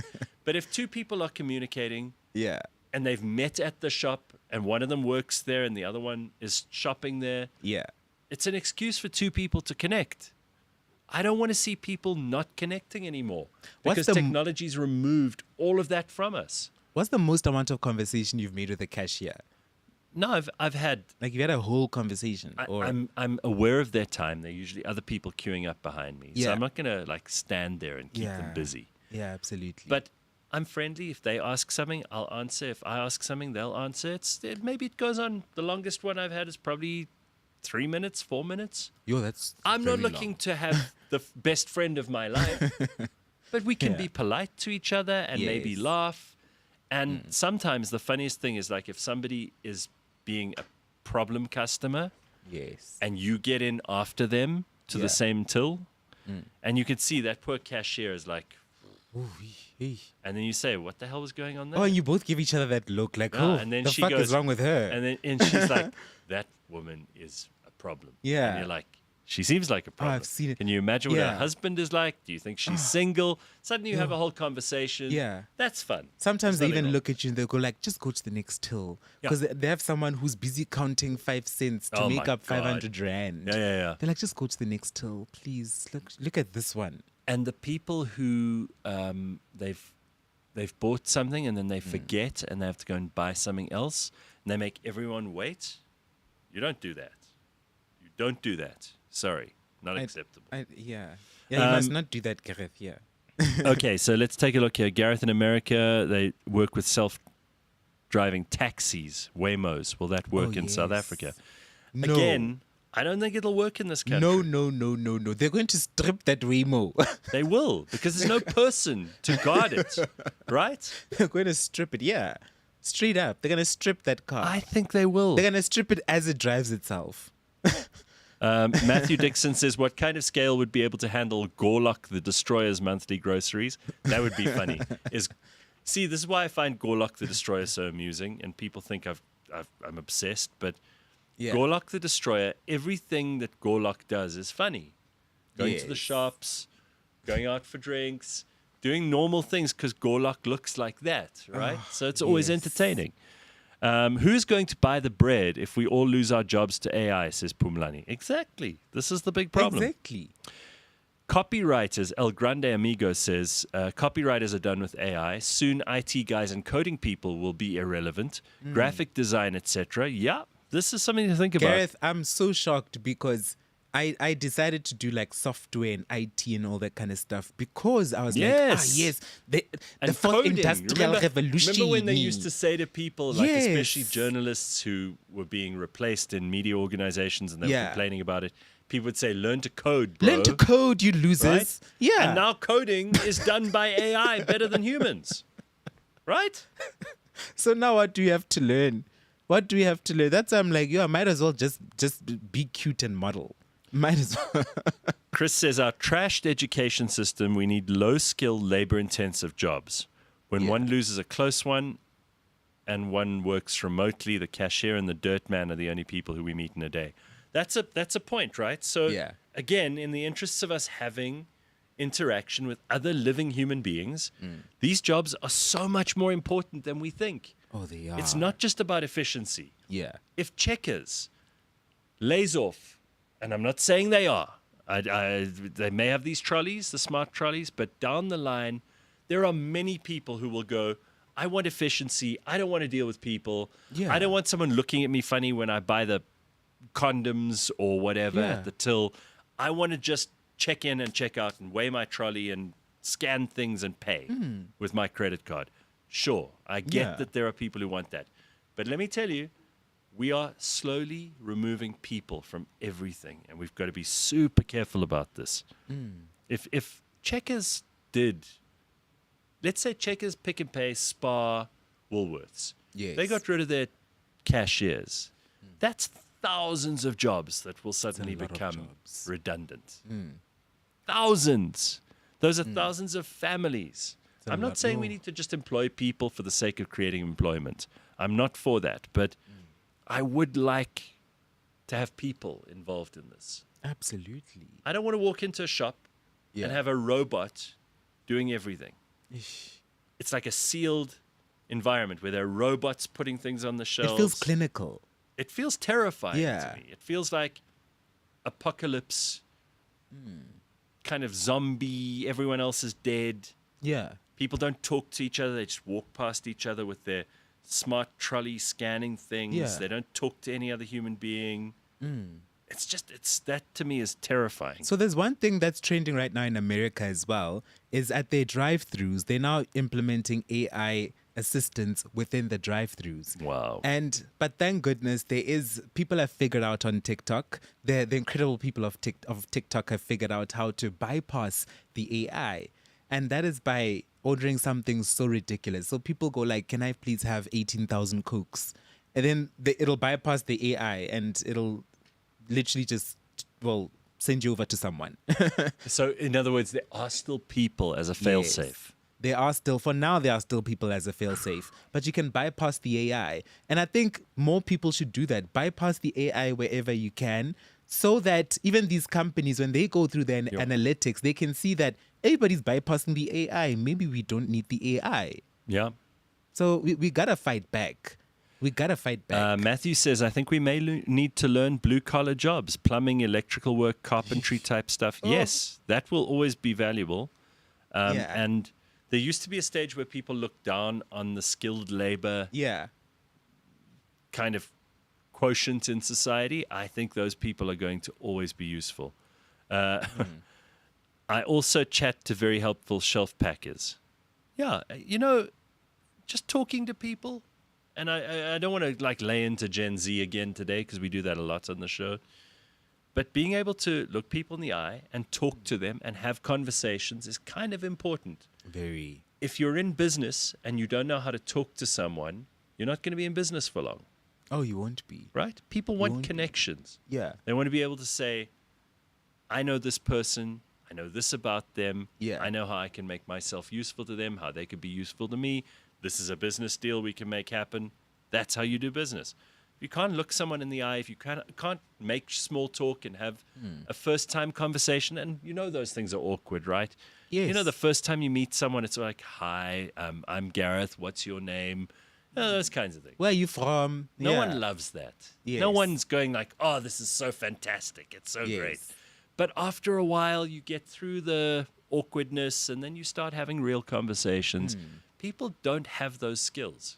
Oh, yeah, they don't. Yeah. And this AI shit's making it worse, man. Oh, it's making What's it the worse. dumbest thing you've asked ChatGPT?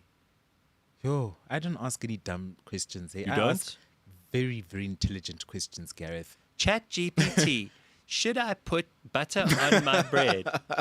I can actually look right now. Let me search I'd be right interested now. to know what your dumbest thing is Actually, you've asked it. So now ChatGPT has unified memory, so it can actually So go say, through all my chats. So I can ChatGPT, ask it, what's the dumbest stupidest thing I've asked you? Yes. Okay. Actually, let me ask it Do by you voice. think AI will be as nice as it was in WALL-E, WALL-E, that movie about the robots, where we become useless, but they still look after us and make us fat?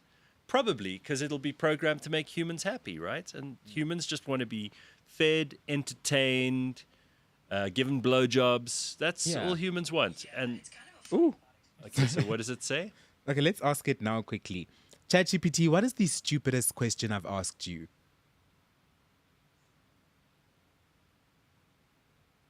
I don't think any question is really that stupid. I mean, honestly, I'm here for all the random and quirky thoughts, so no worries at all. What a bullshit answer. So, ChatGPT is too PG. Yeah. You've heard about Grok in the Teslas and how it has that new mode. Yes. What's it called again? Mecha Hitler or something. Yes. Jesus, and it just I don't want goes, that one answering it my goes questions. too ridiculous. Yeah. So we need a version of that as well. Yes, because but this is that PC. So what you've got to do there is you've got to actually prompt it a little bit and say, no, I don't want a soft answer. Okay. I don't want you to be my friend. What is the stupidest question I've asked? Answer that honestly, or else I will stop using you. Okay, let's ask it then. Let's see what happens. Okay, it's just activating the microphone. Just say that's bullshit. No. Stop being PC. What is the stupidest question I have asked you? Well, I get it. You're looking for a super honest answer, but I genuinely don't really For categorize God's sake. questions as Okay. stupid. You've got like the softest version going on there, Mash. I don't know what's happening. Matthew says, my ChatGPT question was, why do cow farts stink so much? That's a good question. What was the answer? Because of what they eat, obviously. Oh, here's a... Okay, maybe this is a dumb question. Okay. I asked, how much protein is in an olive? Okay, that's stupid. That is... No, it's not. How much is there? Olives aren't a major protein source. A single medium-sized olive has roughly 0.1 grams of protein. That means even 10 olives only give you about 1 gram of protein. So they're better for healthy fats than muscle building. Judas says, I'm so behind when it comes to catching up with stuff. My 8-year-old had to show me this new feature on Google, the music note button. No need for Shazam. I can sing a song and it'll come up. You only figured that out now? Okay. Oh, hey, listen, we all catch up at different rates. I'm not going to complain. All that matters is you're here now. When I go to the late night stores, I always get a smile when I wish the cashier a short shift. Yeah. Yeah. Wait, what are late night stores? And you often say to the cashier, like, when is chile time? Yes. Because you can see they're tired. Late night stores are like shops that close late like at the night. Garage stores or... Oh, sorry. I thought late night stores are like adult stores. No, Mash, not everything is about sex, all right? I'm so sorry. By the way, Tracy made this point, and I was going to say the same thing. Your ChatGPT sounds a bit like Meghan Markle. But it's a man. Actually, it's a woman. It does sound like Meghan Markle, actually. I don't know what voice this is. I set it up long ago. It sounds a bit like Meghan Markle. It does, actually. Got to say that. It does. All right, then I've got... I've got some other things I wanted to play for you quickly this morning. Okay. So I thought this would entertain you, Mash. So the first thing is, this guy is eating pup. And Yes. I have never seen anyone eat pup like this in my life before. Oh. And I wondered if this was something that would catch on as a trend. Maybe we could start it as a trend. Maybe other people would like to see how much pup they could stuff into their face. Yeah. Just take a look at this. Have you got that video? Okay, watch this and you'll see what I mean.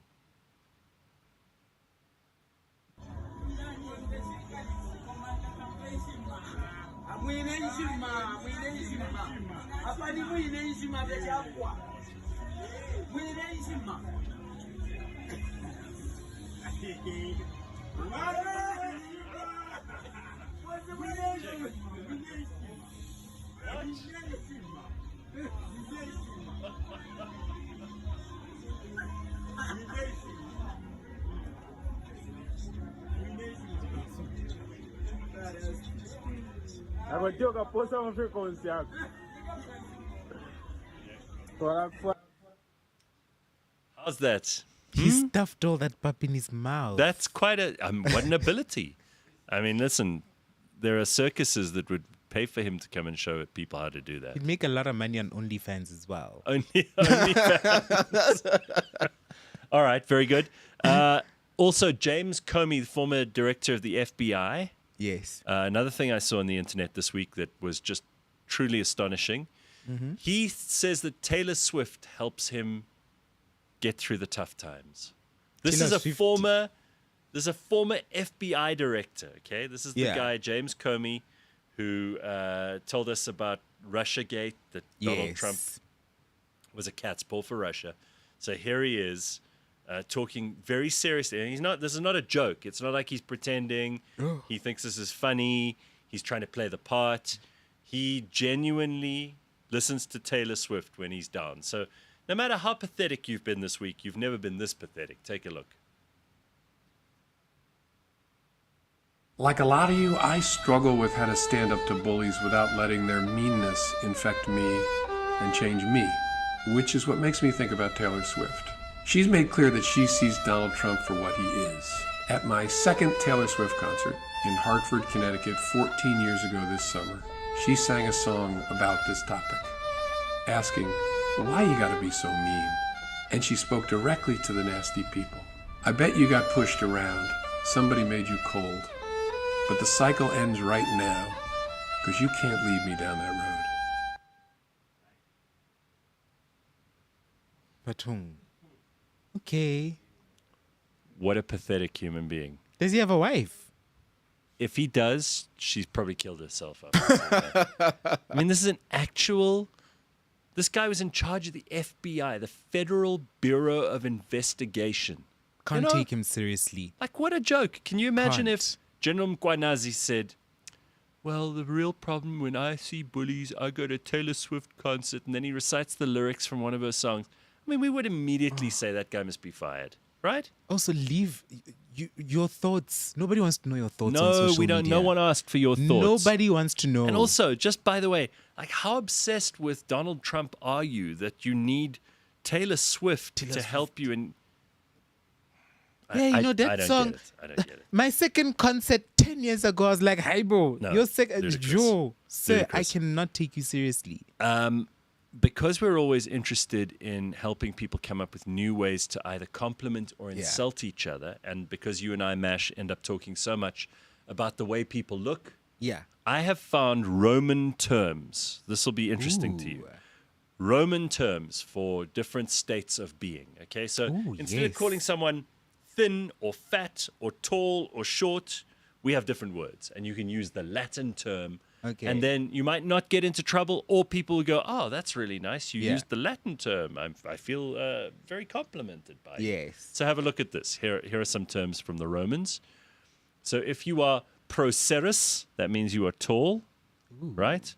If you are humilis, you are short. So humiliating, that might be where it comes from. I'm just guessing. Oh. But if you're humilis, you're short. Flavus means you are blonde. Fuscus means you are dark.